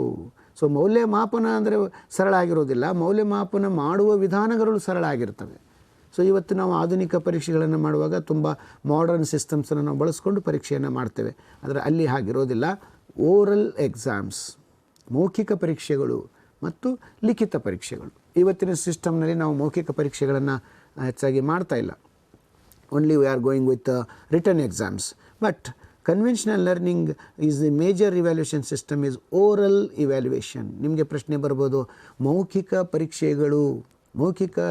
ಪರೀಕ್ಷೆ ಯಾವ ಶಿಕ್ಷಣ ಕ್ರಮದ ಲಕ್ಷಣವಾಗಿದೆ ಅಂತ ಹೇಳಿ. ಯಾಕಂದರೆ ನೀವು ಅದನ್ನು ಇವತ್ತು ಬಳಸ್ತಾ ಇಲ್ಲ, ಹಾಗಾಗಿ ಅದರ ಬಗ್ಗೆ ಹೆಚ್ಚು ನಿಮಗೆ ತಿಳುವಳಿಕೆ ಇರೋದಿಲ್ಲ. ನೆನಪಲ್ಲಿ ಇಟ್ಕೊಳ್ಳಿ, ಮೌಖಿಕ ಪರೀಕ್ಷೆಗಳು ಅತ್ಯಂತ ಉತ್ತಮವಾದ ಪರೀಕ್ಷಾ ವಿಧಾನಗಳು. ಏಕೆಂದರೆ ನೇರವಾಗಿ ಅಧ್ಯಾಪಕರು ಮಗುವನ್ನು ಪ್ರಶ್ನೆ ಮಾಡ್ತಾರೆ, ವಿದ್ಯಾರ್ಥಿಯನ್ನು ಪ್ರಶ್ನಿಸ್ತಾರೆ. ಆ ವಿದ್ಯಾರ್ಥಿಯ ತಿಳುವಳಿಕೆ ಮಟ್ಟ ಎಷ್ಟಿದೆ ಅನ್ನೋದು ನೇರವಾಗಿ ಅಧ್ಯಾಪಕರಿಗೆ ಗೊತ್ತಾಗುತ್ತೆ. ಅವರು ಕೇಳಿದ ತಕ್ಷಣವೇ ಅಲ್ಲೇ ಫಲಿತಾಂಶ ಕೊಟ್ಟುಬಿಡ್ತಾರೆ. ಸರಿ ತಪ್ಪು, ಕೂತ್ಕೋ, ಸರಿಯಾಗಿದೆ, ತಪ್ಪಾಗಿದೆ, ಏನು ತಪ್ಪಾಗಿದೆ, ಇಮ್ಮಿಡಿಯೇಟ್ ಫೀಡ್ಬ್ಯಾಕ್ ಕೂಡ ಅಲ್ಲೇ ಕೊಡಲಿಕ್ಕೆ ಸಾಧ್ಯ ಆಗುತ್ತೆ. ನಿಮಗೆ ಪ್ರಶ್ನೆ ಬರ್ಬೋದು, on what basis you say oral examinations in the conventional education system is good for education? ಮೌಖಿಕ ಪರೀಕ್ಷೆಗಳು ಸಾಂಪ್ರದಾಯಿಕ ಶಿಕ್ಷಣ ಕ್ರಮದಲ್ಲಿರುವಂಥ ಮೌಖಿಕ ಪರೀಕ್ಷೆಗಳು ಯಾವ ಉದ್ದೇಶದಿಂದ ಉತ್ತಮವಾಗಿವೆ ಎಂದು ಹೇಳುವಿರಿ ಅಂತ ಕೇಳಿದಾಗ ನೀವು ಹೇಳಬೇಕು, immediately there will be answer and feedback. Immediate feedback is possible in the oral evaluation. ಮೌಖಿಕ ಮೌಲ್ಯಮಾಪನದಲ್ಲಿ, ಮೌಖಿಕ ಪರೀಕ್ಷಾ ಕ್ರಮದಲ್ಲಿ ತತ್ಕ್ಷಣ ಹಿಮ್ಮಾಹಿತಿ ಸಾಧ್ಯವಾಗುತ್ತದೆ. ಸರಿ ತಪ್ಪು ಅನ್ನೋದು ಮತ್ತು ಏನು ಸರಿಯಾಗಿದೆ, ಏನು ತಪ್ಪಾಗಿದೆ, ಏನು ಆಗಬೇಕು ಅನ್ನುವಂಥ ಮಾಹಿತಿಯನ್ನು ಅಧ್ಯಾಪಕರು ತಕ್ಷಣವೇ ಕೊಡೋದರಿಂದ ಈ ಥರದೊಂದು ಉಪಕ್ರಮ ಮೌಖಿಕ ಮೌಲ್ಯಮಾಪನದಲ್ಲಿ ಇರುವುದರಿಂದ ಇದು ಸಾಂಪ್ರದಾಯಿಕ ಶಿಕ್ಷಣದಲ್ಲಿ ಬಹಳ ಮುಖ್ಯವಾದದ್ದು ಅನ್ನೋದನ್ನು ತಾವು ಜಸ್ಟಿಫೈ ಮಾಡಬೇಕು. ಬಂಧುಗಳೇ, ತಾವು ಈ ಪರೀಕ್ಷೆಯಲ್ಲಿ ಬರೀ ಸರಿ ತಪ್ಪು ಉತ್ತರಗಳನ್ನ ಕಂಡುಹಿಡಿತಾ ಇಲ್ಲ, ತಾವು ಕೆಲವನ್ನು ಜಸ್ಟಿಫೈ ಮಾಡಬೇಕಾಗುತ್ತೆ, ಕೆಲವನ್ನು ಆರೋಹಣ ಕ್ರಮದಲ್ಲಿ ಜೋಡಿಸಬೇಕಾಗುತ್ತೆ, ಕೆಲವನ್ನು ಇದೇ ಸರಿ ಅಂತ ಹೇಳಬೇಕಾಗುತ್ತೆ. ಕೊಟ್ಟಿರೋ ಆಯ್ಕೆಗಳು ಸರಿ ಸುಮಾರು 10 ಇರ್ತಾವೆ. ಅವುಗಳನ್ನು ಒಂದೊಂದು ವಿಶ್ಲೇಷಣೆ ಮಾಡಿ ಈ ಸರಿ 4ಗಳಲ್ಲಿ ಇದು ಅತ್ಯಂತ ಹತ್ತಿರವಾದದ್ದು, ಇದು ಮುಖ್ಯವಾದದ್ದು ಆ ಒಂದು ಪರಿಕಲ್ಪನೆಗೆ ಅನ್ನೋದನ್ನು ತೀರ್ಮಾನ ಮಾಡಬೇಕಾದ್ರೆ you must have analytic approach. ನಿಮಗೆ ವಿಶ್ಲೇಷಣಾತ್ಮಕತೆ ಬೇಕು. ಆ ಮೂಲಕ ಕಂಟೆಂಟ್ ನಾಲೆಜ್ ಇದ್ದರೆ, ವಿಷಯ ಜ್ಞಾನ ಇದ್ದರೆ ವಿಶ್ಲೇಷಣೆಯನ್ನು ತಾವು ಸುಲಭವಾಗಿ ಮಾಡಲಿಕ್ಕೆ ಬರುತ್ತೆ ಅನ್ನೋದನ್ನು ತಾವು ಗಮನಿಸಬೇಕು. This conventional education system is less scientific, less technological and mass education. ಈ 3 ಅಟ್ರಿಬ್ಯೂಟ್ಸನ್ನು ನೆನಪಿಟ್ಕೊಳ್ಳಿ. ಇದು ತುಂಬ ವೈಜ್ಞಾನಿಕತೆ ಇದರಲ್ಲಿ ತುಂಬ ಇರೋದಿಲ್ಲ, ವೈಜ್ಞಾನಿಕತೆ ಇರೋದಿಲ್ಲ, ತಂತ್ರಜ್ಞಾನವೂ ಇರೋದಿಲ್ಲ, ತಂತ್ರಜ್ಞಾನದ ಬಳಕೆ ತೀರಾ ಇರೋದೇ ಇಲ್ಲ ಇದರಲ್ಲಿ. ಮತ್ತು ಇದು ಸಾರ್ವತ್ರಿಕವಾಗಿರುತ್ತೆ. ಹೆಚ್ಚು ಜನರನ್ನು ಏಕಕಾಲಕ್ಕೆ ತಲುಪತಕ್ಕಂತಹ ಪರೀಕ್ಷಾ ವಿಧಾನಗಳು ಇದರಲ್ಲಿ ಇರುತ್ತೆ, ಕಲಿಕಾ ವಿಧಾನಗಳು ಇದರಲ್ಲಿರುತ್ತೆ. ಇದು ವೈಜ್ಞಾನಿಕತೆಯ ಬಗ್ಗೆ, ತಂತ್ರಜ್ಞಾನದ ಬಳಕೆಯ ಬಗ್ಗೆ ಇದು ಹೆಚ್ಚಾಗಿ ಗಮನ ಹರಿಸೋದಿಲ್ಲ. ಆದರೆ ಇದು ಹೆಚ್ಚು ಏಕಕಾಲದಲ್ಲಿ ಹೆಚ್ಚು ಜನರನ್ನು ಅಥವಾ ವಿದ್ಯಾರ್ಥಿ ಗುಂಪನ್ನು ತರಗತಿಯನ್ನು ಆವರಿಸಲಿಕ್ಕೆ ಇದರಿಂದ ಸಾಧ್ಯ ಆಗುತ್ತೆ. It is economical, friendly and tension free learning. ನಿಮಗೆ ಈ ಥರದ ಪ್ರಶ್ನೆಗಳನ್ನು ಕೇಳ್ತಾರೆ ಇದರಲ್ಲಿ ಈ ಅಟ್ರಿಬ್ಯೂಟ್ಸನ್ನು ಚೆಕ್ ಮಾಡಲಿಕ್ಕೆ. It is economical. Conventional education is economical in nature. How you justify it? ಸಾಂಪ್ರದಾಯಿಕ ಶಿಕ್ಷಣ ಕ್ರಮವು ಆರ್ಥಿಕ ದೃಷ್ಟಿಯಿಂದ ಮಿತವ್ಯಯಕಾರಿಯಾಗಿದೆ. ಅವರೇ ಹೇಳಿಕೆ ಕೊಟ್ಬಿಟ್ರು. ಹೇಗೆ ಇದು ಸರಿ ಅಂತ ಹೇಳ್ತೀರಿ ಅಂತ ತಾವು ಹೇಳಬೇಕು. ಯಾಕೆ ಅಂದರೆ ಇಲ್ಲಿ ಇದು ಪರೀಕ್ಷಾ ಕ್ರಮಗಳು ಸುಲಭ ಇದೆ, ಕಲಿಸುವ ಕ್ರಮಗಳು ಸುಲಭ ಇದೆ, ಸಂಪನ್ಮೂಲಗಳನ್ನು ಕಡಿಮೆ ವೆಚ್ಚದ್ದು ಬಳಸ್ತೀವಿ, ಲೋಕಲನ್ನು ಬಳಸ್ತೀವಿ, ಸ್ಥಳೀಯ ಸಂಪನ್ಮೂಲಗಳನ್ನು ಬಳಸ್ತೀವಿ. ಹಾಗಾಗಿ ತಂತ್ರಜ್ಞಾನದ ಬಳಕೆ ಇದರಲ್ಲಿ ಇಲ್ಲ, ಖರ್ಚು ವೆಚ್ಚಗಳಿಲ್ಲ. ಆದ್ದರಿಂದ ಇಟ್ ಈಸ್ ಎಕನಾಮಿಕಲ್. ಮತ್ತು ಇದು ತುಂಬ ಫ್ರೆಂಡ್ಲಿ ಆಗಿದೆ ಅಂತ, ಸ್ನೇಹಿಯಾಗಿದೆ, ಕಲಿಕಾ ಸ್ನೇಹಿ. ಅಧ್ಯಾಪಕರು ಮತ್ತು ವಿದ್ಯಾರ್ಥಿಗಳ ನಡುವೆ ಒಂದು ಸ್ನೇಹ ಸೌಹಾರ್ದ ಇದರಲ್ಲಿದೆ. ಪರೀಕ್ಷೆಯ ಭಯ ಇದರಲ್ಲಿ ಇಲ್ಲ ಮತ್ತು ಪರೀಕ್ಷಾ ಒತ್ತಡ ಇಲ್ಲ. That's why it is A tension free learning. ಪರೀಕ್ಷೆಗಳು ಎಷ್ಟು ಗಂಭೀರ ಆಗ್ತವೆ ಅಷ್ಟು ಕಲಿಕಾ ಒತ್ತಡ ಹೆಚ್ಚಾಗುತ್ತೆ, ಪರೀಕ್ಷಾ ಭಯ ಉಂಟಾಗುತ್ತೆ. ಆ ಮೂಲಕ ಅದು ಸಾಧನೆಯ ಮೇಲೆ, ವಿದ್ಯಾರ್ಥಿಯ ಕಲಿಕೆಯ ಮೇಲೆ ಪರಿಣಾಮ ಬೀರುತ್ತೆ ಅನ್ನೋದು ಕೂಡ ಸತ್ಯ. ಆದ್ದರಿಂದ ನೋಡಿ, ಒಬ್ಬ ಉನ್ನತ ಶಿಕ್ಷಣದಲ್ಲಿ ಬರ್ತಕ್ಕಂಥ ಆಸ್ಪಿರೆಂಟ್ಸ್ ಆಗಿರುವಂಥ ತಮ್ಮಗಳಿಗೆ ಈ ಕಾನ್ಸೆಪ್ಟ್ಸ್ ಗೊತ್ತಾಗಬೇಕು ಮತ್ತು ಆ ಕಾನ್ಸೆಪ್ಟ್ಗಳ ಹಿಂದೆ ಏನು ಅರ್ಥ ಅಡಗಿದೆ, ಯಾವ ಅರ್ಥದಲ್ಲಿ ಇವುಗಳನ್ನೆಲ್ಲ ಹಿಂಗೆ ಹೇಳಲಾಗ್ತಾ ಇದೆ ಅನ್ನೋದು ಕೂಡ ನಿಮಗೆ ಗೊತ್ತಾಗಬೇಕು. ಅದನ್ನೇ ಇಲ್ಲಿ ಪರೀಕ್ಷೆ ಮಾಡಲಾಗ್ತಾ ಇದೆ.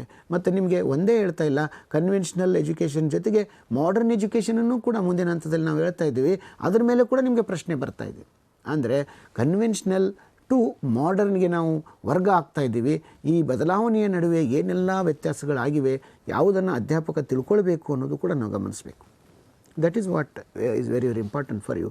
Then demerits are also there. ಈ ಕನ್ವೆನ್ಷನಲ್ ಪದ್ಧತಿಯ ಮಿತಿಗಳು ಏನು? It is autocratic. ಇದು ಏಕರೂಪತೆಯನ್ನು ಹೊಂದಿರುವಂಥದ್ದು, ಒಂದೇ ಕಡೆ ನಿಯಂತ್ರಣಕ್ಕೆ ಒಳಪಟ್ಟಿರುವಂಥದ್ದು, ಮೊನೋಟನಸ್, ಏಕತಾನತೆ ಮತ್ತು ಕೆಲವು ಬಾರಿ ಕನ್ಫ್ಯೂಸಿಂಗ್ ಕೂಡ, ಗೊಂದಲಮಯ ಕೂಡ ಆಗುತ್ತೆ. ಯಾಕಂದರೆ ಎಲ್ಲವೂ ಮೌಖಿಕತೆಯಿಂದಲೇ ಸಾಧಿಸೋಕ್ಕೆ ಆಗೋದಿಲ್ಲ. ಇಡೀ ಲಾರ್ಜ್ ಕ್ಲಾಸ್ ರೂಮ್ನಲ್ಲಿ ಅತ್ಯಂತ ಹೆಚ್ಚು ಸಂಖ್ಯೆಯ ತರಗತಿಯಲ್ಲಿ ನಾವು ಯಾವ ತಂತ್ರಜ್ಞಾನ ಸಾಧನಗಳನ್ನು ಬಳಸದೆ ಕೇವಲ ಓರಲ್ ಟ್ರೆಡಿಷನಲ್ ಮೆಥಡ್ಸಲ್ಲಿ ನಾವು ಕಲಿಸ್ತಾ ಹೋದಾಗ ಕೆಲವು ಗೊಂದಲಗಳು ಉಂಟಾಗ್ಬೋದು.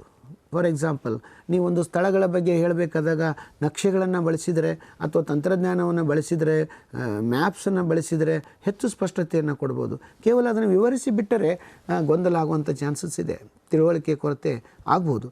ಆದ್ದರಿಂದ ಈ ಥರದ ಕೆಲವು ಮಿತಿಗಳೂ ಕೂಡ ಈ ಒಂದು ಸಾಂಪ್ರದಾಯಿಕ ಶಿಕ್ಷಣದಲ್ಲಿ ಇವೆ ಅನ್ನೋದನ್ನು ನೀವು ನೋಡ್ಬೋದು. ಹಾಗಾಗಿ ಕೆಲವು ಪ್ರಶ್ನೆಗಳು, ಈ ಸಾಂಪ್ರದಾಯಿಕ ಶಿಕ್ಷಣ ಅಂದರೆ ಏನು, ಅದರ ವಿಧಾನ, ಪರೀಕ್ಷೆ, ಕ್ರಮಗಳು, ಲಾಭಗಳು, ಮಿತಿಗಳು, ಇವುಗಳ ಬಗ್ಗೆ ಎಲ್ಲ ಬರುವಂಥದ್ದು ಇರುತ್ತೆ. 1 or 2 ಕ್ವಶನ್ಸನ್ನು ನೀವು ಎದುರಿಸಬೇಕಾಗ್ಬೋದು. ಬಂದಾಗ ಇವುಗಳನ್ನ ಗಮನಿಸಬೇಕು. ಸ್ಪರ್ಧಾರ್ಥಿಗಳೇ, ನಾವು ಇನ್ನು ಮುಂದುವರೆದು ನಾನ್ ಕನ್ವೆನ್ಷನಲ್ ಲರ್ನಿಂಗಿಗೆ ನಾವು ಹೋಗೋಣ. ನಾನ್ ಕನ್ವೆನ್ಷನಲ್ ಲರ್ನಿಂಗ್ ಅದೇನು? It is opposite to the conventional education and learning. ಇಲ್ಲಿವರೆಗೆ ನಾನು ಏನು ಹೇಳಿದೆ, ಸಾಂಪ್ರದಾಯಿಕ ಶಿಕ್ಷಣ ಕ್ರಮ ಅದಕ್ಕೆ ವಿರುದ್ಧವಾದದ್ದು, ಅದಕ್ಕಿಂತ ಸಂಪೂರ್ಣವಾಗಿ ಭಿನ್ನವಾದದ್ದು ನಾನ್ ಕನ್ವೆನ್ಷನಲ್, ಸಾಂಪ್ರದಾಯಿಕವಲ್ಲದ ಕಲಿಕಾ ಕ್ರಮ ಮತ್ತು ಶಿಕ್ಷಣ. Anywhere any time learning. Anywhere any time learning. ಯಾವುದೇ ವೇಳೆಯಲ್ಲಿ ಯಾವುದಾದರೂ ಸ್ಥಳದಲ್ಲಿ ಆಗ್ಬೋದು ಕಲಿಕೆ ಆಗುವಂತಹ ಶಿಕ್ಷಣ. So anywhere any time learning is characteristics of ಅಂತ ಕೇಳ್ಬೋದು. It is one of the attribute of conventional ಅಂತ ಕೇಳ್ಬೋದು, ನಾನ್ ಕನ್ವೆನ್ಷನಲ್ ಅಂತ ಕೇಳ್ಬೋದು, ಮಾಡರ್ನ್ ಅಂತ ಕೇಳ್ಬೋದು. ಆವಾಗ ನೀವು ಹೇಳಬೇಕು, anywhere any time learning is one of the attributes of non conventional learning. ನೀವು ಕಲಿಬೋದು, ಏನಾದರೂ ಕಲಿಬೋದು. ಎನಿವೇರ್ ಎನಿ ಟೈಮ್, ಯಾವುದಾದ್ರೂ ಸ್ಥಳದಲ್ಲಿ ಯಾವುದಾದ್ರೂ ವೇಳೆಯಲ್ಲಿ ನೀವು ಕಲಿಯೋದಕ್ಕೆ ಸಾಧ್ಯ ಇದೆ. ನಮ್ಮ ಹತ್ರ ಇವತ್ತು ನಾನ್ ಕನ್ವೆನ್ಷನಲ್ ಲರ್ನಿಂಗ್ ಗ್ಯಾಜೆಟ್ಸ್ ನಮ್ಮ ಹತ್ರ ಬಂದಿದೆ. ಇ ಲರ್ನಿಂಗ್ ಅದರಲ್ಲಿ one of the examples. E learning ನಮ್ಮ ಹತ್ರ ಬಂದಿದೆ. ಮೊಬೈಲ್ ಬೇಸ್ಡ್ ಆ್ಯಪ್ಸ್ ನಮ್ಮ ಹತ್ರ ಬಂದಿದೆ, ಅವುಗಳನ್ನು ನಾವು ಕಲಿತಾ ಇದ್ದೀವಿ. ಮೂಕ್ಸ್ ಬಂದಿದೆ, ಮೂಡಲ್ ಬಂದಿದೆ, EPG ಪಾಠಶಾಲಾ ಅಂತ ಬಂದಿದೆ. ಹಲವಾರು ಮೊಬೈಲ್ ಬೇಸ್ಡ್ ಅಪ್ಲಿಕೇಶನ್ಸ್ ನಮಗೆ ಇವತ್ತು ಸಿಗ್ತಾ ಇದೆ. ವಿದ್ಯಾರ್ಥಿಗಳು ಸ್ವಯಂ ಆಗಿ ಕಲಿಯುವಂಥ self learning devices, self learning education patterns are very popular today. ವಿದ್ಯಾರ್ಥಿಗಳು ತಮಗೆ ಬೇಕಾದ ಅವಧಿನಲ್ಲಿ, ಬೇಕಾದ ಸ್ಥಳದಲ್ಲಿ, ಬೇಕಾದಷ್ಟು ಬಾರಿ ಕಲಿಯುವಂಥ ಅವಕಾಶ ಇದೆ. That's why learning is becoming independent activity. ಇದು ವೈಯಕ್ತಿಕವಾದ ಚಟುವಟಿಕೆ ಆಗ್ತಾಯಿದೆ, ಇದು ಖಾಸಗಿ ಚಟುವಟಿಕೆ ಆಗ್ತಾಯಿದೆ, ಸ್ವಯಂ ಕಲಿಕಾ ಚಟುವಟಿಕೆ ಆಗ್ತಾಯಿದೆ. ಇದು ಗುಂಪಿನಲ್ಲೇ ಕಲಿಬೇಕಂತೇನಿಲ್ಲ. ಇವತ್ತಿನ ನಾನ್ ಕನ್ವೆನ್ಷನಲ್ ಲರ್ನಿಂಗ್ನಲ್ಲಿ ವಿದ್ಯಾರ್ಥಿಗೆ ಬೇಕಾದಂಥ ಸಾಮಗ್ರಿಗಳು, ಕಲಿಕಾ ಸಾಮಗ್ರಿಗಳು, ಓಪನ್ ಎಜುಕೇಷನ್ ರಿಸೋರ್ಸಸ್ ಅಂತ ಕರಿತೀವಿ ನಾವು, ಮುಕ್ತ ಶಿಕ್ಷಣ ಸಂಪನ್ಮೂಲಗಳು ನಮಗೆ ಯಥೇಚ್ಛವಾಗಿ ಸಿಗ್ತಾಯಿದೆ. ಇಂಟರ್ನೆಟ್ಟನ್ನು ಬಳಸ್ಕೊಂಡು, ಮೊಬೈಲ್ ಡಿವೈಸಸ್ಸನ್ನು ಬಳಸ್ಕೊಂಡು ಆನ್ಲೈನ್ ಲರ್ನಿಂಗ್ ಸಿಸ್ಟಮ್ಸ್ ನಮಗೆ ಸಿಗ್ತಾಯಿದೆ. ಆ ಮೂಲಕ ವಿದ್ಯಾರ್ಥಿ ತನಗೆ ಬೇಕಾದಂಥ ಸಾಮಗ್ರಿಗಳನ್ನು ಹುಡುಕಿ ಓದುವಂಥ ವೈವಿಧ್ಯತೆ ನಮಗೆ ಸಿಗ್ತಾಯಿದೆ. ಅಲ್ಲಿ ಕೇವಲ ಟೆಕ್ಸ್ಟ್ ಮಾತ್ರ ಇಲ್ಲ, ನಮಗೆ ಈ ಓಪನ್ ಎಜುಕೇಷನ್ ರಿಸೋರ್ಸಸ್ನಲ್ಲಿ ಅಥವಾ ನಾನ್ ಕನ್ವೆನ್ಷನಲ್ ಲರ್ನಿಂಗ್ ಮಟೀರಿಯಲ್ಸ್ನಲ್ಲಿ ಟೆಕ್ಸ್ಟ್, ವಿಜುವಲ್ಸ್, ವಿಡಿಯೋಸ್, ಪಿಕ್ಚರ್ಸ್ ಮತ್ತು ಇತರೆ ಸಾಮಗ್ರಿಗಳು ನಮಗೆ ಲಭ್ಯ ಆಗ್ತಾಯಿದೆ. ಪವರ್ ಪಾಯಿಂಟ್ ಪ್ರೆಸೆಂಟೇಷನ್ಸ್ ನಮಗೆ ಸಿಗ್ತಾಯಿದೆ, ಇವ್ಯಾಲ್ಯೂಯೇಷನ್ ಪ್ಯಾಟರ್ನ್ಸ್ ಸಿಗ್ತಾಯಿದೆ. ನಾನೇ ಪರೀಕ್ಷೆಗಳನ್ನು ತೆಗೆದುಕೊಂಡು ಉತ್ತರಗಳನ್ನು ಕಂಡುಕೊಳ್ತಕ್ಕಂಥ ಅವಕಾಶವೂ ಕೂಡ ಇದೆ. ಸೆಲ್ಫ್ ಇವ್ಯಾಲ್ಯೂಯೇಷನ್ ಪ್ರಾಕ್ಟೀಸಸ್ ಕೂಡ ನಮಗೆ ಸಿಗ್ತಾಯಿದೆ. ಟ್ಯೂಟರ್ ಸಿಸ್ಟಮ್ ನಮಗೆ ಸಿಗ್ತಾಯಿದೆ, ಮೆಂಟ್ರಿಂಗ್ ಸಿಸ್ಟಮ್ ಸಿಗ್ತಾಯಿದೆ. ಸೊ ಈ ಥರ ಇವನ್ ಸರ್ಟಿಫಿಕೇಷನ್ ಕೂಡ ನಮಗೆ ಸಾಧ್ಯ ಆಗ್ತಾಯಿದೆ. ಹೀಗಾಗಿ ಈ ನಾನ್ ಕನ್ವೆನ್ಷನಲ್ ಲರ್ನಿಂಗ್ ಅನ್ನೋದು it is totally opposite to the face to face learning. So no face to face interaction is present in the non conventional learning. Face to face ಮುಖಾಮುಖಿ ಸಂವಹನ ಸಾಧ್ಯವಿಲ್ಲದ ಕಲಿಕಾ ಉಪಕ್ರಮ ಯಾವುದು ಅಂತ ಕೇಳಿದ್ರೆ ಅದು ಸಾಂಪ್ರದಾಯಿಕವಲ್ಲದ ಕಲಿಕೆ ಅಂತ ನಾವು ಹೇಳಬೇಕು. ಇಲ್ಲಿ there is no need of face to face interaction, there is no need of teacher here, teacherless classroom. ವಿದ್ಯಾರ್ಥಿನೇ ಸಾಕು, ಶಿಕ್ಷಕ ಅವಶ್ಯಕತೆಯೇ ಇಲ್ಲ ಅನ್ನುವ ಮಟ್ಟಿಗೆ ಇದು ನಾನ್ ಕನ್ವೆನ್ಷನಲ್ ಲರ್ನಿಂಗ್ ಸಿಸ್ಟಮ್ಸ್ ಹೇಳ್ತಾ ಇದೆ. ಆದರೆ ಭಾರತದ ಪರಿಸರದಲ್ಲಿ, ಭಾರತೀಯ ವ್ಯವಸ್ಥೆಯಲ್ಲಿ ಶಿಕ್ಷಕ ಅನಿವಾರ್ಯ. ಯಾಕಂದರೆ ಎಲ್ಲವೂ ತಂತ್ರಜ್ಞಾನನೇ ಮಾಡಿಬಿಡುತ್ತೆ ಅಂತ ನಾವು ಹೇಳೋಕ್ಕಾಗೋದಿಲ್ಲ. ಯಾಕಂದರೆ ಇಲ್ಲೊಂದು ಇಂಟರ್ಫೇಸ್ ಅಂತ ಏನಿದೆ, ಭಾರತೀಯ ಚರಿತ್ರೆಯಲ್ಲಿ ಶಿಕ್ಷಕನಿಗೊಂದು ಸ್ಥಾನ ಇರೋದರಿಂದ ಮತ್ತು ನಮ್ಮ ಕಲಿಕಾ ಮನಸ್ಸುಗಳು, ಈ ಭಾರತೀಯ ಸಾಂಪ್ರದಾಯಿಕ ಕಲಿಕಾ ಮನಸ್ಸುಗಳಿಗೆ ಒಂದು ಗುರು ಮತ್ತು ಶಿಷ್ಯ, ವಿದ್ಯಾರ್ಥಿ, ಶಿಕ್ಷಕ ಇವರ ನಡುವೆ ಒಂದು ಅನ್ಯೋನ್ಯತೆಗಿದೆ, ಒಂದು ಮಾರ್ಗದರ್ಶನದ ಪರಂಪರೆ ಇದೆ. ಅದು ಇಂದಿಗೂ ಕೂಡ ಅನಿವಾರ್ಯ ಅಂಥೇಳಿ ನಾನು ಭಾವಿಸಿದ್ದೇನೆ. So institution free learning systems, ಇದನ್ನು ನೀವು ಗಮನಿಸಿ. ಕಲಿಕಾ ವ್ಯವಸ್ಥೆಗಳಿದೆ, ಆದರೆ ಇನ್ಸ್ಟಿಟ್ಯೂಷನ್ ಆಗಿಯೇ ಇರಬೇಕು ಅಂತೇನಿಲ್ಲ.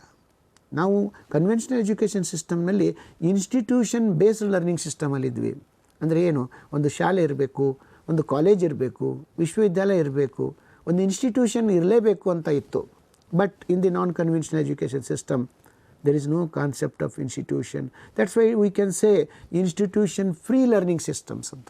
ಸೊ ಈ ಸಂಸ್ಥೆ ರಹಿತವಾದಂಥ ಕಲಿಕಾ ವ್ಯವಸ್ಥೆಗಳು ನಾನ್ ಕನ್ವೆನ್ಷನಲ್ಲಿ ಬರ್ತಾ ಇವೆ. ಇದು ಒಂದು ಕ್ಯಾರೆಕ್ಟರ್ ಆಗಿದೆ. ಸೊ ಇಲ್ಲಿ ಏನು ನಾನು ಹೈಲೈಟ್ಸ್ ನಿಮಗೆ ತೋರಿಸ್ತಾ ಇದ್ದೇನೆ, ಈ ಪಾಯಿಂಟ್ಸ್ಗಳನ್ನು ತಾವು ಗಮನದಲ್ಲಿಟ್ಕೋಬೇಕು. ಎಷ್ಟೋ ಪರೀಕ್ಷೆಗಳಲ್ಲಿ, ಎಷ್ಟೋ ಹಿಂದಿನ ಅಂಶಗಳಲ್ಲಿ ಇವುಗಳು ಅಪಿಯರ್ ಆಗಿರೋದನ್ನು ತಾವು ಗಮನಿಸಬೇಕು. ಡಿಸ್ಟನ್ಸ್ ಲರ್ನಿಂಗ್, ದೂರ ಶಿಕ್ಷಣ. ಏನು ದೂರ ಶಿಕ್ಷಣ ಅಂತಂದರೆ it is totally opposite to formal education. ನಮ್ಮ ಔಪಚಾರಿಕ ಏನು ಶಿಕ್ಷಣ ಇದೆ, ಮುಖಾಮುಖಿ ಶಿಕ್ಷಣ ಇದೆ, ನೇರ ಶಿಕ್ಷಣ ಇದೆ, ಇದಕ್ಕೆ ವಿರುದ್ಧವಾದದ್ದು ದೂರ ಶಿಕ್ಷಣ. ವಿದ್ಯಾರ್ಥಿ ಕಾಲೇಜ್ಗೆ ಹೋಗಬೇಕಾಗಿಲ್ಲ, ಇನ್ಸ್ಟಿಟ್ಯೂಷನ್ಗೆ ಬರಬೇಕಾಗಿಲ್ಲ, ವಿಶ್ವವಿದ್ಯಾಲಯಕ್ಕೆ ಹೋಗಬೇಕಾಗಿಲ್ಲ. He can enroll himself for the distance learning systems. Indira Gandhi national open university, IGNOU, is one of the central universities. Distance ಎಜುಕೇಷನಲ್ಲಿ it is one of the popular university in the world. ಭಾರತದಲ್ಲಿ ಸ್ಥಾಪಿತವಾದಂಥ ಕೇಂದ್ರೀಯ ವಿಶ್ವವಿದ್ಯಾಲಯ IGNOU. Karnataka state open university at Mysuru, Karnataka ರಾಜ್ಯದಲ್ಲಿ ಕೂಡ ಇದೆ. ಬೇರೆ ರಾಜ್ಯಗಳಲ್ಲಿ ಕೂಡ ದೂರ ಶಿಕ್ಷಣ ನೀಡುವ ಕೇಂದ್ರಗಳು ಇವೆ. ಹಲವಾರು ವಿಶ್ವವಿದ್ಯಾಲಯಗಳಲ್ಲಿ ದೂರ ಶಿಕ್ಷಣವನ್ನು ನೀಡ್ತಕ್ಕಂಥ ಸಂಸ್ಥೆಗಳು ಕೂಡ ಇವೆ. So distance learning is becoming popular and all these distance learning institutions are using non conventional learning system. ಅವುಗಳು ತಂತ್ರಜ್ಞಾನ ಆಧಾರಿತ ಸಾಂಪ್ರದಾಯಿಕವಲ್ಲದ ಉಪಕ್ರಮಗಳನ್ನು ಬಳಸಿಕೊಂಡು ಕಲಿಕಾರ್ಥಿಯನ್ನು ಆವರಿಸ್ತಕ್ಕಂಥ, ಕಲಿಕಾರ್ಥಿಯನ್ನು ಕಲಿಸ್ತಕ್ಕಂಥ ವ್ಯವಸ್ಥೆಗಳು ದೂರ ಶಿಕ್ಷಣ ಕ್ರಮದಲ್ಲಿ ಬಂದಿದೆ. ಆನ್ಲೈನ್ ಲರ್ನಿಂಗ್, ಆನ್ಲೈನ್ ಕಲಿಕಾ ಕ್ರಮಗಳು, ವಿದ್ಯಾರ್ಥಿಗಳವರಿಗೆ ಆನ್ಲೈನ್ ಕೋಚಿಂಗ್ ಕ್ಲಾಸಸ್. ಈಗ ನೋಡಿ, this example is also for that. ಈಗ ನಾವು ಮಾಡ್ತಕ್ಕಂಥ ಈ ಆನ್ಲೈನ್ ಕೋಚಿಂಗ್ ಕೂಡ ಈ ನಾನ್ ಕನ್ವೆನ್ಷನಲ್ ಲರ್ನಿಂಗಿನ ಒಂದು ಉದಾಹರಣೆ. ನಾನು ಒಂದು ಸ್ಥಳದಲ್ಲಿ ಕೂತ್ಕೊಂಡು ಒಂದು ವಿಷಯವನ್ನು ಪ್ರಸ್ತಾಪಿಸ್ತಾ ಇದ್ದೇನೆ. ಇದು ಸಾವಿರಾರು ಜನರಿಗೆ ತಮ್ಮ ತಮ್ಮ ಸ್ಥಳಗಳಲ್ಲಿ, ತಮ್ಮ ತಮ್ಮ ಮೊಬೈಲ್ ಸೆಟ್ಗಳಲ್ಲಿ, ಡೆಸ್ಕ್ಟಾಪ್ಗಳಲ್ಲಿ, ಯಾವುದೋ ಸ್ಥಳಗಳಲ್ಲಿ ಈ ಕಲಿಕೆ ಅವರಿಗೆ ಆಗ್ತಾಯಿದೆ. ಅವರು ಅದನ್ನು ಅಭ್ಯಾಸ ಮಾಡ್ತಾ ಇದ್ದೀರಿ ನೀವು. This is also one of the examples of non conventional learning. Independent learning ಅಂತ ಕರಿತೀವಿ, ಸ್ವತಂತ್ರ ಕಲಿಕೆ, ಯಾವುದೇ ನಿರ್ಬಂಧ ಇಲ್ಲ. ಕನ್ವೆನ್ಷನಲ್ ಲರ್ನಿಂಗ್ ಸಿಸ್ಟಮ್ನಲ್ಲಿ ನಿರ್ಬಂಧ ಇದೆ, ಡಿಸಿಪ್ಲಿನ್ ಅಂತ ಇದೆ, class room rules and regulations, system ಅಂತ ಇದೆ, ಪ್ರೇಯರ್ ಅಂತ ಇದೆ, ವೇಳಾಪಟ್ಟಿ ಇದೆ, ಬೆಲ್ ಟೈಮಿಂಗ್ ಇದೆ, ಅಧ್ಯಾಪಕರಿದ್ದಾರೆ, ತಾವಲ್ಲಿ ಇರಲೇಬೇಕು, ಕೆಲವಾರು ನೀತಿ ನಿಯಮಗಳನ್ನು ತಾವು ಪಾಲಿಸಬೇಕಾಗುತ್ತೆ. Institutional rules and regulations are there, ಅವುಗಳನ್ನು ನೀವು ಬಿಡೋಕ್ಕಾಗಲ್ಲ. But in the non conventional learning these are not there, ಇವು ಯಾವುವು ಇರುವುದೇ ಇಲ್ಲ. ಇಂಡಿಪೆಂಡೆಂಟ್ ಲರ್ನಿಂಗ್, ನೀವು ಸ್ವತಂತ್ರ ಹಕ್ಕಿಗಳು, ಕಲಿಕಾ ಹಕ್ಕಿಗಳು. ನಿಮಗೆ ಬೇಕಾದ ಹಾಗೆ ನಿಮ್ಮ ಕಲಿಕಾ ವ್ಯವಸ್ಥೆಯನ್ನು ರೂಪಿಸಿಕೊಳ್ಬೇಕು ಮತ್ತು ತಾವು ಕಲಿಕೆಯಲ್ಲಿ ತೊಡಗಬಹುದು. And main attribute is self learning, ಸ್ವಯಂ ಕಲಿಕೆ. What is self learning? It is learning by himself or herself and evaluation by himself or herself. There is no mediation of teacher. This kind of learning is called as self-learning. The learning which takes place within the individual and there is no interface by the teacher or the outsider is called self-learning. ಸ್ವಯಂ ಕಲಿಕೆ ಅಂದರೆ ಏನು? ಇಲ್ಲಿ ಶಿಕ್ಷಕ ಇರದೆ ಸ್ವಯಂ ಕಲಿಕಾರ್ಥಿಯೇ ಕಲಿಕೆಯ ಭಾಗವಾಗಿ ಕಲಿಯುವಂಥದ್ದು ಮತ್ತು ತನ್ನನ್ನು ತಾನೇ ಮೌಲ್ಯಮಾಪನ ಮಾಡಿಕೊಳ್ಳುವಂಥದ್ದು, ತನ್ನನ್ನು ತಾನೇ ಸುಧಾರಿಸಿಕೊಳ್ತಕ್ಕಂಥದ್ದು.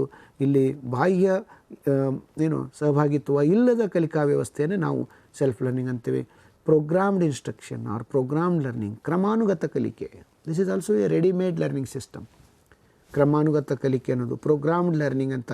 So the learning material is programmed and it is supplied to the learner to learn himself. It is also one of the part of self-learning, and the learning material is prepared by the expert or a classroom teacher and it is given to learners, and learner can study it with his own pace, own time, and he or she can evaluate herself or himself and then go for further steps. So program learning is also ready to learn.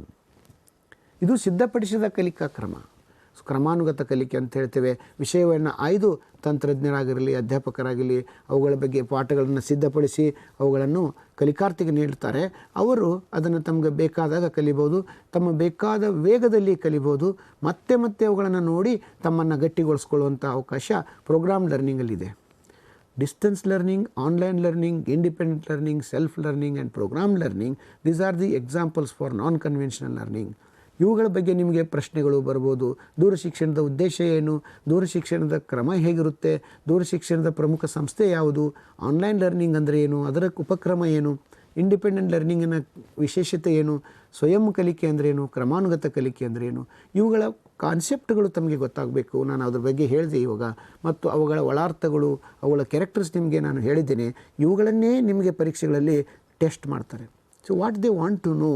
They want to test the detailed information or complete thorough knowledge about the concept to a aspirant. ಈ ಕ್ಷೇತ್ರಕ್ಕೆ, ಉನ್ನತ ಕ್ಷೇತ್ರಕ್ಕೆ ಬರ್ತಕ್ಕಂತಹ ಈ ಏನು ಸ್ಪರ್ಧಾರ್ಥಿಗಳಿದ್ದಾರೆ, ಅಧ್ಯಾಪಕರಿದ್ದಾರೆ, ಇವರಿಗೆ ಈ ಥರದ ಪರಿಕಲ್ಪನೆಗಳ ಸಂಪೂರ್ಣ ಜ್ಞಾನ ಇದೆಯಾ ಇಲ್ವಾ ಅನ್ನೋದನ್ನು ಪರೀಕ್ಷೆ ಮಾಡೋದೇ ಈ ಅರ್ಹತಾ ಪರೀಕ್ಷೆಯ ಉದ್ದೇಶ ಆಗಿದೆ. ನಾವು ಸ್ನಾತಕೋತ್ತರ ಪದವಿಗಳಲ್ಲಿ ಕೋರ್ಸ್ಗಳನ್ನು ಓದ್ತೇವೆ, ಆದರೆ ಈ ಥರದ ಎಲ್ಲ ಮೈನ್ಯೂಟ್ ಅಂಶಗಳನ್ನು ನಾವು ಓದೋದಿಲ್ಲ. ನಮ್ಮ ಏನು ನಾವು ಸ್ನಾತಕೋತ್ತರ MA ಮಾಡ್ತೀವೋ, MSc ಮಾಡ್ತೀವೋ, ನಮ್ಮ ಸಬ್ಜೆಕ್ಟ್ ಬಗ್ಗೆ ನಮಗೆ ಗಮನ ಇರುತ್ತೆ, ಅವುಗಳಲ್ಲಿ ಚೆನ್ನಾಗಿ ನಾವು ಮಾಡ್ತೇವೆ. ಆದರೆ ಈ ಕ್ಷೇತ್ರಕ್ಕೆ ನೀವು ಅಧ್ಯಾಪಕರಾಗಿ ಬರಬೇಕಾದ್ರೆ ಉನ್ನತ ಶಿಕ್ಷಣದಲ್ಲಿರುವಂಥ ಈ ಎಲ್ಲ ವ್ಯವಸ್ಥೆಗಳ ಬಗ್ಗೆ ನಿಮಗೆ ಒಂಚೂರು ಅದು ಜ್ಞಾನ ಬೇಕಾಗುತ್ತೆ, ಅನುಭವ ಬೇಕಾಗುತ್ತೆ. ಅದಿಲ್ಲದೆ ಹೋದರೆ ತಾವು ಅಧ್ಯಾಪಕರಾಗಿ ಕೆಲಸ ಮಾಡೋದು ಕಷ್ಟ. ಆದ್ದರಿಂದ ಈ ತಿಳುವಳಿಕೆ ಇದೆಯೇ ಇಲ್ಲವೇ ಅನ್ನೋದನ್ನು ನೋಡಿ ತಮಗೆ ಅರ್ಹತೆಯನ್ನು ಕೊಡ್ತಾ ಇದ್ದಾರೆ.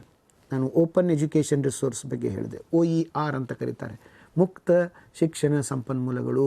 ಇವತ್ತು ಶಿಕ್ಷಣ ಸಂಪನ್ಮೂಲಗಳು ನಮಗೆ ಮುಕ್ತವಾಗಿ ಲಭ್ಯವಾಗುತ್ತವೆ.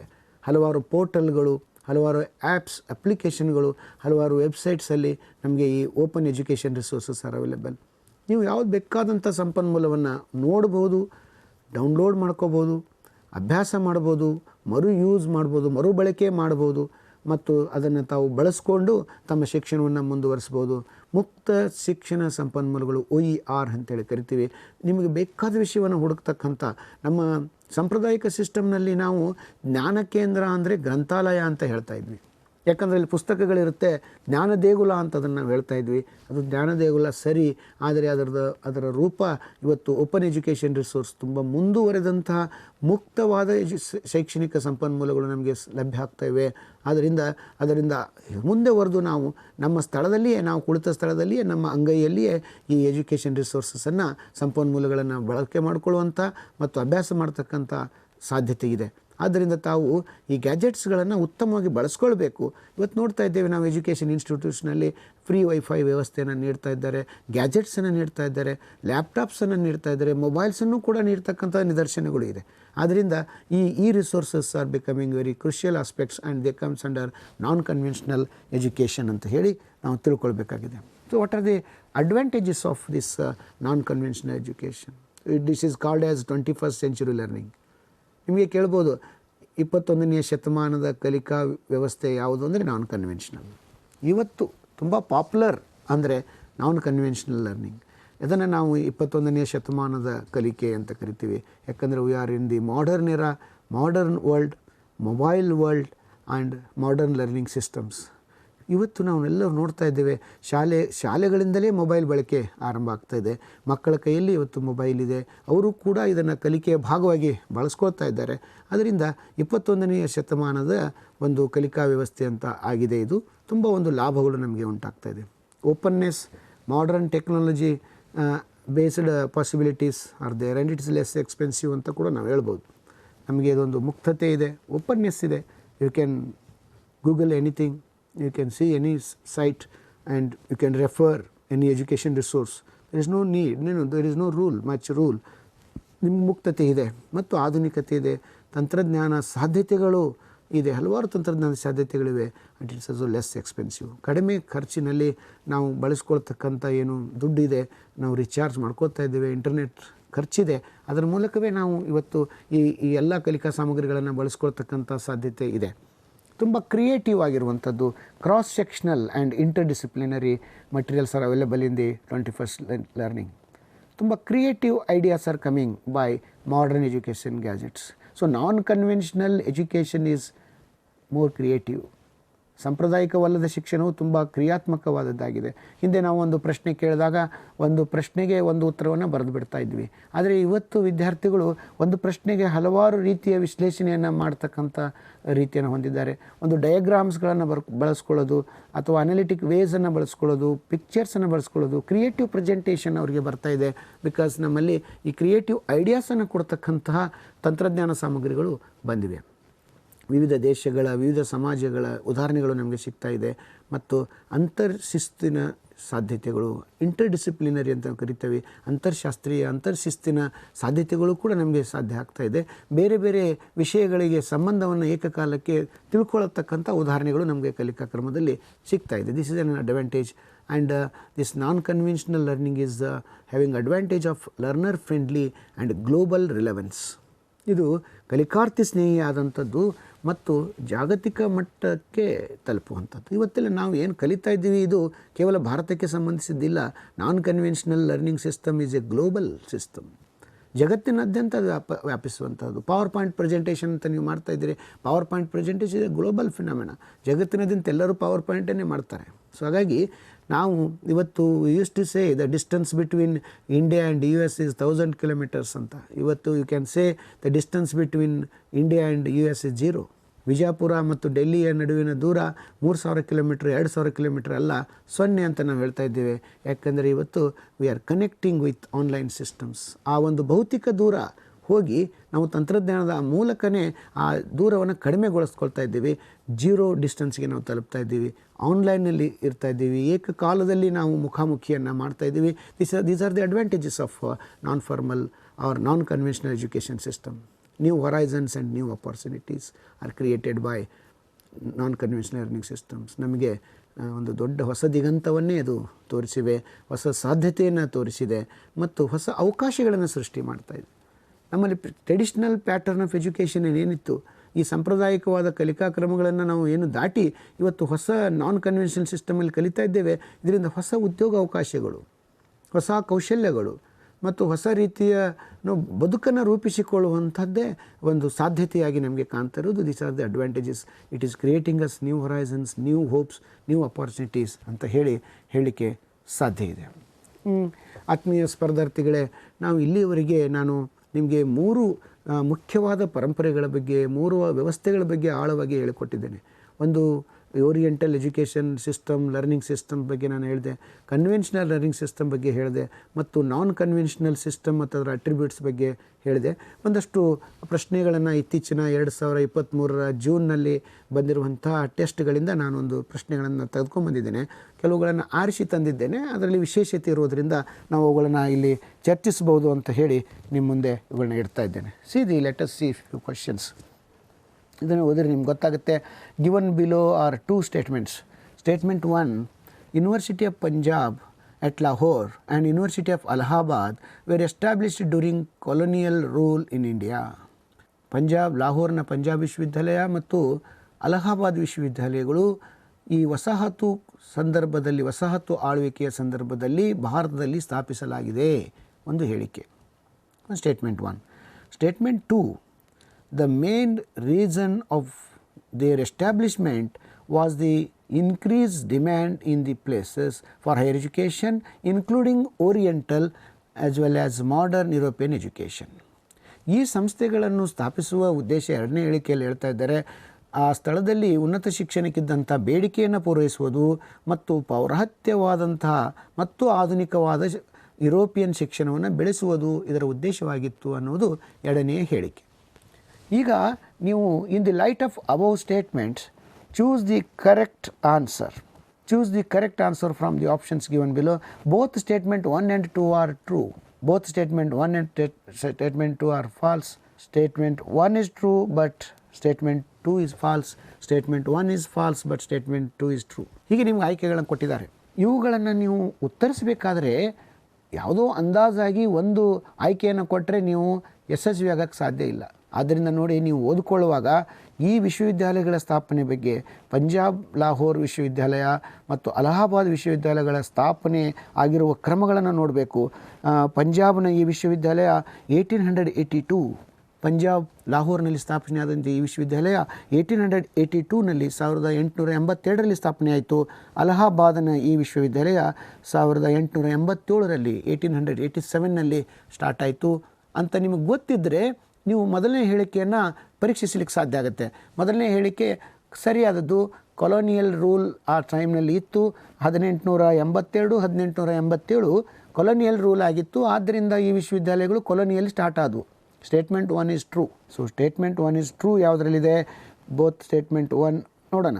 ಎರಡನೇದು, ಇವುಗಳ ಉದ್ದೇಶ ಆ ಸಂದರ್ಭದ ಉನ್ನತ ಶಿಕ್ಷಣದ ಬೇಡಿಕೆಯನ್ನು ಪೂರೈಸುವುದು ಮತ್ತು ಈ ಪೌರಾತ್ಯ ವಿಷಯಗಳನ್ನು ಮತ್ತು ಆಧುನಿಕ ಶಿಕ್ಷಣವನ್ನು ಯುರೋಪಿಯನ್ ಶಿಕ್ಷಣವನ್ನು ಬೆಳೆಸುವುದು ಆಗಿತ್ತು ಅನ್ನೋದು ಸರಿಯಾದದ್ದು. ಈಗ both 1 and statement 2 are true. That is the ಆಯ್ಕೆ ನಂಬರ್ 1. ಇಲ್ಲಿ ಕೊಟ್ಟಿರುವ 4 ಆಯ್ಕೆಗಳಲ್ಲಿ ಮೊದಲನೇ ಆಯ್ಕೆ ಮೊದಲನೇ ಹೇಳಿಕೆ ಮತ್ತು ಎರಡನೇ ಹೇಳಿಕೆಗಳು ಸರಿ ಅನ್ನುವುದನ್ನು ಹೇಳುತ್ತದೆ. ಆದ್ದರಿಂದ ನೀವು ಅದನ್ನು ಗಮನಿಸಬಹುದು. ಸೊ ಇವತ್ತು ಈ ವಿಶ್ವವಿದ್ಯಾಲಯಗಳು ನಮ್ಮಲ್ಲಿರ್ತಕ್ಕಂಥ ಅತ್ಯಂತ ಪ್ರಾಚೀನವಾದ ವಿಶ್ವವಿದ್ಯಾಲಯಗಳು. ಏನು ನಮ್ಮ ಮೊದಲು ವಿಶ್ವವಿದ್ಯಾಲಯ ಸ್ಥಾಪನೆ ಆಯಿತು ಕೊಲೋನಿ ಸಂದರ್ಭದಲ್ಲಿ, ಆ ಕಾಲದಲ್ಲಿದ್ದಂಥ ಅತ್ಯಂತ ಪ್ರಾಚೀನವಾದ ವಿಶ್ವವಿದ್ಯಾಲಯಗಳು ಮತ್ತು ಇವತ್ತಿಗೂ ಕೂಡ ಅಲ್ಲಿ ಸಂಶೋಧನಾ ವಿಶ್ವವಿದ್ಯಾಲಯಗಳಾಗಿ ಮತ್ತು ಈ ಮಾಡರ್ನ್ ಎಜುಕೇಷನನ್ನು ನೀಡ್ತಕ್ಕಂಥ ಒಂದು ಚಾರಿತ್ರಿಕ ವಿಶ್ವವಿದ್ಯಾಲಯಗಳು ಭಾರತದಲ್ಲಿ ಇವೆ. ಅಂದರೆ ಈ ಪ್ರಶ್ನೆಗೆ ತಾವು ಅಂಕ ಪಡಿಬೇಕಾದರೆ you must read history of establishment of universities in India. ಕೇವಲ ನಾವು ಇಲ್ಲಿ ಉಪನ್ಯಾಸ ಕೊಟ್ಟದ್ದು ಮಾತ್ರವೇ ಅಲ್ಲ, ನೀವು ನೋಡ್ತಾ ಬರಬೇಕು ಭಾರತದಲ್ಲಿ ಯಾವ್ಯಾವ ವಿಶ್ವವಿದ್ಯಾಲಯಗಳು ಎಲ್ಲೆಲ್ಲಿ ಹೇಗೆ ಸ್ಥಾಪನೆಯಾದವು, ಅವುಗಳ ಉದ್ದೇಶ ಏನಾಗಿತ್ತು, ಹೀಗೆ ನೀವು ತಯಾರಿ ಮಾಡಬೇಕು ಅನ್ನೋದಕ್ಕೆ ಈ ಒಂದು ಉದಾಹರಣೆಯನ್ನು ನಾನು ನಿಮಗೆ ತೋರಿಸಿದೆ. ಇದಾಗಲೇ ಪರೀಕ್ಷೆಯಲ್ಲಿ ಬಂದಿರುವಂಥ ಪ್ರಶ್ನೆ, ಆದ್ದರಿಂದ ತಮ್ಮ ಗಮನಕ್ಕೆ ತರ್ತಾ ಇದ್ದೇನೆ. ಎರಡನೇದನ್ನು ನೋಡಿ. Which of the following are recommendations of NEP 2020 for improving the quality of higher education in India? ಹಿಂದಿನ ನಾನು ಒಂದು ಉಪನ್ಯಾಸದಲ್ಲಿ ನಿಮಗೆ ಒಂದು 10-15 ನಿಮಿಷ NEP 2020 ಅಟ್ರಿಬ್ಯೂಟ್ಸನ್ನೇ ಉಪನ್ಯಾಸ ಮಾಡಿದ್ದೀನಿ. ಅದನ್ನು ನೋಡಿದರೆ ನಿಮ್ಗೆ ಗೊತ್ತಾಗುತ್ತೆ, ಮುಖ್ಯಾಂಶಗಳನ್ನು ಅಲ್ಲಿ ನಾನು ಹೇಳಿದೆ. ಮತ್ತು ಇವತ್ತಿನ ಪರೀಕ್ಷೆಗಳಲ್ಲಿ, ಇತ್ತೀಚಿನ ನೆಟ್ ಸೆಟ್ ಪರೀಕ್ಷೆಗಳಲ್ಲಿ NEP ಮೇಲೆ ಪ್ರಶ್ನೆಗಳು ಬರ್ತಾ ಇದೆ. ಯಾಕಂದರೆ ಅದು ಒಂದು ವಿಶೇಷ ವಿದ್ಯಮಾನ ಭಾರತದಲ್ಲಿ ಇವತ್ತು ಬಂದಿರೋದು, ಶಿಕ್ಷಣಕ್ಕೆ ಸಂಬಂಧಿಸಿದ್ದು. ಆದ್ದರಿಂದ ತಾವು ಅದನ್ನು ಗಮನಿಸಬೇಕಾಗುತ್ತೆ, ಸ್ಪರ್ಧಾರ್ಥಿಗಳಾಗಿ ಅದನ್ನು ತಾವು ಗಮನಿಸಬೇಕಾಗುತ್ತೆ. ನೋಡಿ, ಚಾಯ್ಸ್ಗಳನ್ನ ABCD ಕೊಟ್ಟಿದ್ದಾನೆ. Introduction of national research foundation, ರಾಷ್ಟ್ರಮಟ್ಟದ ಸಂಶೋಧನಾ ಸಂಸ್ಥೆಯನ್ನು ಸ್ಥಾಪಿಸಬೇಕನ್ನೋದು. Accreditation of all higher education institutions, ಎಲ್ಲ ಉನ್ನತ ಶಿಕ್ಷಣಗಳನ್ನು ಅಕ್ರಿಡೇಷನ್ಗೆ ಒಳಪಡಿಸುವಂಥದ್ದು. Integration of vocational education into mainstream education, ವೃತ್ತಿ ಶಿಕ್ಷಣವನ್ನು ಮುಖ್ಯವಾಹಿನಿ ಶಿಕ್ಷಣವಾಗಿ ತರುವುದು. Establishment of national higher education qualification framework NHEQF ಅನ್ನು ಸ್ಥಾಪಿಸುವುದು ಇದರ ಉದ್ದೇಶ ಆಗಿತ್ತು ಅಂತ ಹೇಳ್ತಾನೆ. ನೀವು NEP 2020 ಅಟ್ರಿಬ್ಯೂಟ್ಸನ್ನು ಅಧ್ಯಯನ ಮಾಡಿದರೆ ಗೊತ್ತಾಗುತ್ತೆ ಈ 4 ಆಯ್ಕೆಗಳು ಸರಿ. ಇದನ್ನು ನಾವು ಗಮನಿಸಬೇಕು.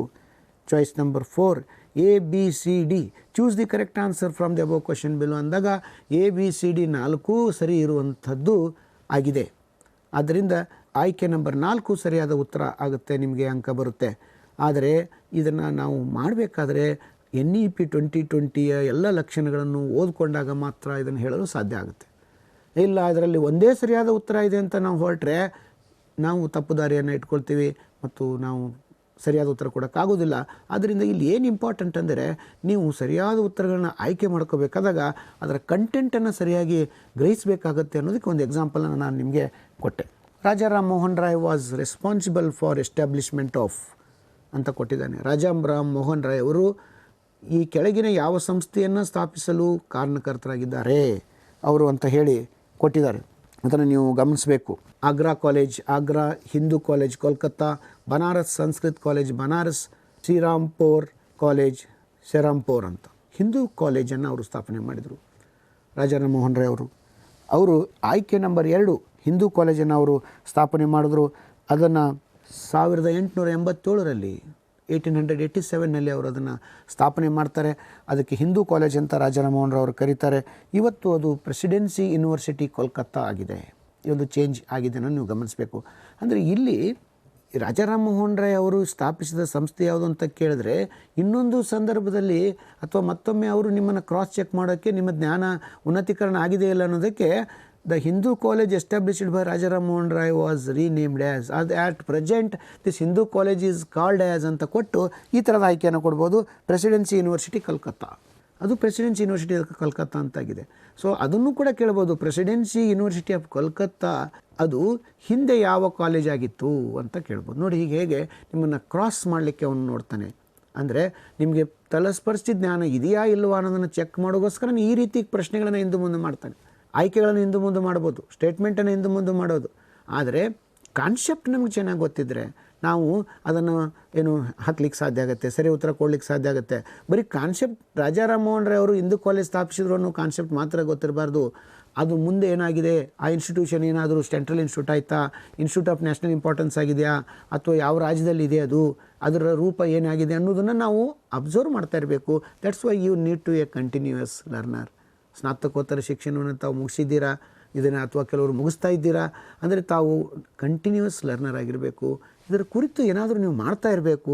ಇವುಗಳ ಜೊತೆ ನಿಮ್ಮ ಅನುಸಂಧಾನವನ್ನು ಮುಂದುವರಿಸಬೇಕು. ಕೇವಲ ಪಾಠ ಪ್ರವಚನ ಮಾಡಿದ್ರೆ ಸಾಲೋದಿಲ್ಲ, ಅಥವಾ PG ಡಿಗ್ರಿ ತೊಗೊಂಡ್ರೆ ಸಾಲೋದಿಲ್ಲ.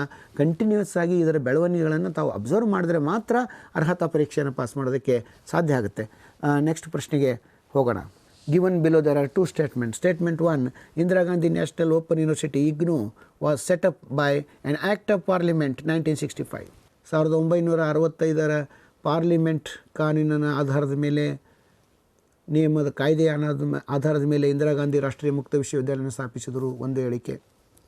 IGNOU adopted the strategy of using integrated multimedia instructions through ಜ್ಞಾನ ದರ್ಶನ್ ಆ್ಯಂಡ್ ಜ್ಞಾನವಾಣಿ. ಇಂದಿರಾ ಗಾಂಧಿ ರಾಷ್ಟ್ರೀಯ ಮುಕ್ತ ವಿಶ್ವವಿದ್ಯಾಲಯವು ಬಹು ಮಾಧ್ಯಮದ ಸಾಮಗ್ರಿಗಳಾದಂಥ ಜ್ಞಾನ ದರ್ಶನ್ ಮತ್ತು ಜ್ಞಾನವಾಣಿ ಎನ್ನುವುದನ್ನು ಬಳಸಿಕೊಳ್ತಾ ಇದೆ ಕಲಿಕೆಗಾಗಿ ಅಂದ ಒಂದು ಹೇಳಿಕೆಯನ್ನು ಕೊಟ್ಟಿದ್ದಾರೆ. ಈ ಪ್ರಶ್ನೆಯನ್ನು ನೀವು ಉತ್ತರಿಸಬೇಕಾದ್ರೆ ನಿಮಗೆ Indira Gandhi national open university ಅಂದರೆ ಏನು ಅಂತ ಗೊತ್ತಿರಬೇಕು. IGNOU ಅಂದರೆ ಏನು ಅಂತ ಗೊತ್ತಿರಬೇಕು. ಒಂದಷ್ಟು ಪರೀಕ್ಷೆಗಳನ್ನ ನಾನು ನೋಡಿದ್ದೀನಿ. IGNOU ಅಂದರೆ ಎಕ್ಸ್ಪ್ಯಾನ್ಷನನ್ನೇ ಕೇಳಿದರು, ಹಿಂದೆ ಕೇಳ್ತಾಯಿದ್ರು. IGNOU IGNOU ಮೀನ್ಸ್ ಅಂತ ನಾವು ಏನೇನೋ ಆಯ್ಕೆಗಳನ್ನು ಕೊಡೋರು ಗೊತ್ತಿಲ್ಲದೆ ತಪ್ಪು ಉತ್ತರಗಳನ್ನು ಹಾಕ್ಬೋದಾಗಿತ್ತು. ಆದರೆ ಇವತ್ತು IGNOU ಅಂದರೆ ಏನು ಅಂತ ಕೇಳೋದಿಲ್ಲ ಅವರು. ಅದರ ಎಸ್ಟಾಬ್ಲಿಷ್ಮೆಂಟ್ ಬಗ್ಗೆ ಕೇಳಿದ್ದಾರೆ. ನಿಮಗೆ IGNOU ಬಗ್ಗೆ ಗೊತ್ತಿದ್ದರೆ ಹೇಳಿಕ್ಕೆ ಸಾಧ್ಯ ಆಗುತ್ತೆ. ಮೊದಲನೇ ಹೇಳಿಕೆ ತಪ್ಪಾಗಿದೆ. ಬಿಕಾಸ್ ಇನ್ 1985 ಪಾರ್ಲಿಮೆಂಟ್ ಆ್ಯಕ್ಟ್ ಮುಖಾಂತರ ಆಗಸ್ಟ್ 1985ನಲ್ಲಿ IGNOU ಸ್ಥಾಪನೆ ಆಯಿತು. 65 ಅಂತ ಕೊಟ್ಟಿದ್ದಾನೆ. That is a false statement. So statement 1 is false. Second statement, IGNOU adopted the strategy of using integrated multimedia instruction through GAN Darshan and GANWani. ನೋಡಿ, ಇದನ್ನು ನೀವು ಹಾಕಬೇಕಂದ್ರೂ ಕೂಡ ಅಲ್ಲಿ ಇರುವ 2 ಪದಗಳ ಬಗ್ಗೆ ನಿಮಗೆ ತಿಳುವಳಿಕೆ ಇರಬೇಕು. ಗ್ಯಾನ್ ದರ್ಶನ್ ಅನ್ನೋದು IGNOU ಟೆಲಿವಿಷನ್ ಚಾನಲ್, ಗ್ಯಾನ್ವಾನಿ ಅನ್ನೋದು IGNOU ರೇಡಿಯೋ ಚಾನಲ್. ಒಂದು ದೂರದರ್ಶನ, ಇನ್ನೊಂದು ರೇಡಿಯೋ, ಇವುಗಳನ್ನು ಬಳಸಿಕೊಂಡು ದೂರ ಶಿಕ್ಷಣವನ್ನು IGNOU ಕೊಡ್ತಾ ಇದೆ. ತನ್ನ ಪಠ್ಯವನ್ನು, ತನ್ನ ಸಬ್ಜೆಕ್ಟ್ಸನ್ನು, ಡಿಸ್ಕಷನ್ಸನ್ನು ಅದು ಟೆಲಿವಿಷನ್ ಥ್ರೂ ಮಾಡ್ತಾ ಇದೆ, ಜ್ಞಾನದರ್ಶನ ಅಂತ ಹೇಳಿ. ಮತ್ತು ಜ್ಞಾನವಾಣಿ ಮೂಲಕ ರೇಡಿಯೋ ಕಾರ್ಯಕ್ರಮಗಳನ್ನು ಕೊಡ್ತಾ ಇದೆ. ಇದನ್ನು ಕಲಿಕಾರ್ಥಿಗಳು ವೇಳಾಪಟ್ಟಿ ಅನುಸಾರ ಸ್ವಯಂ ಆಗಿ ಕಲಿತಾರೆ. ಇದು ಗೊತ್ತಿದ್ದರೆ ನೀವು ಈ ಆಯ್ಕೆಯನ್ನು ತೀರ್ಮಾನಿಸಲಿಕ್ಕೆ ಸಾಧ್ಯ ಆಗುತ್ತೆ. ಅಂದರೆ you must study about the concept of IGNOU, structure of IGNOU, and these are the materials used by IGNOU, integrated multimedia systems using by IGNOU, and what is Gyanvani, Gyan Darshan. Then you can decide. ಎರಡನೇ statement ಸರಿಯಾಗಿದೆ.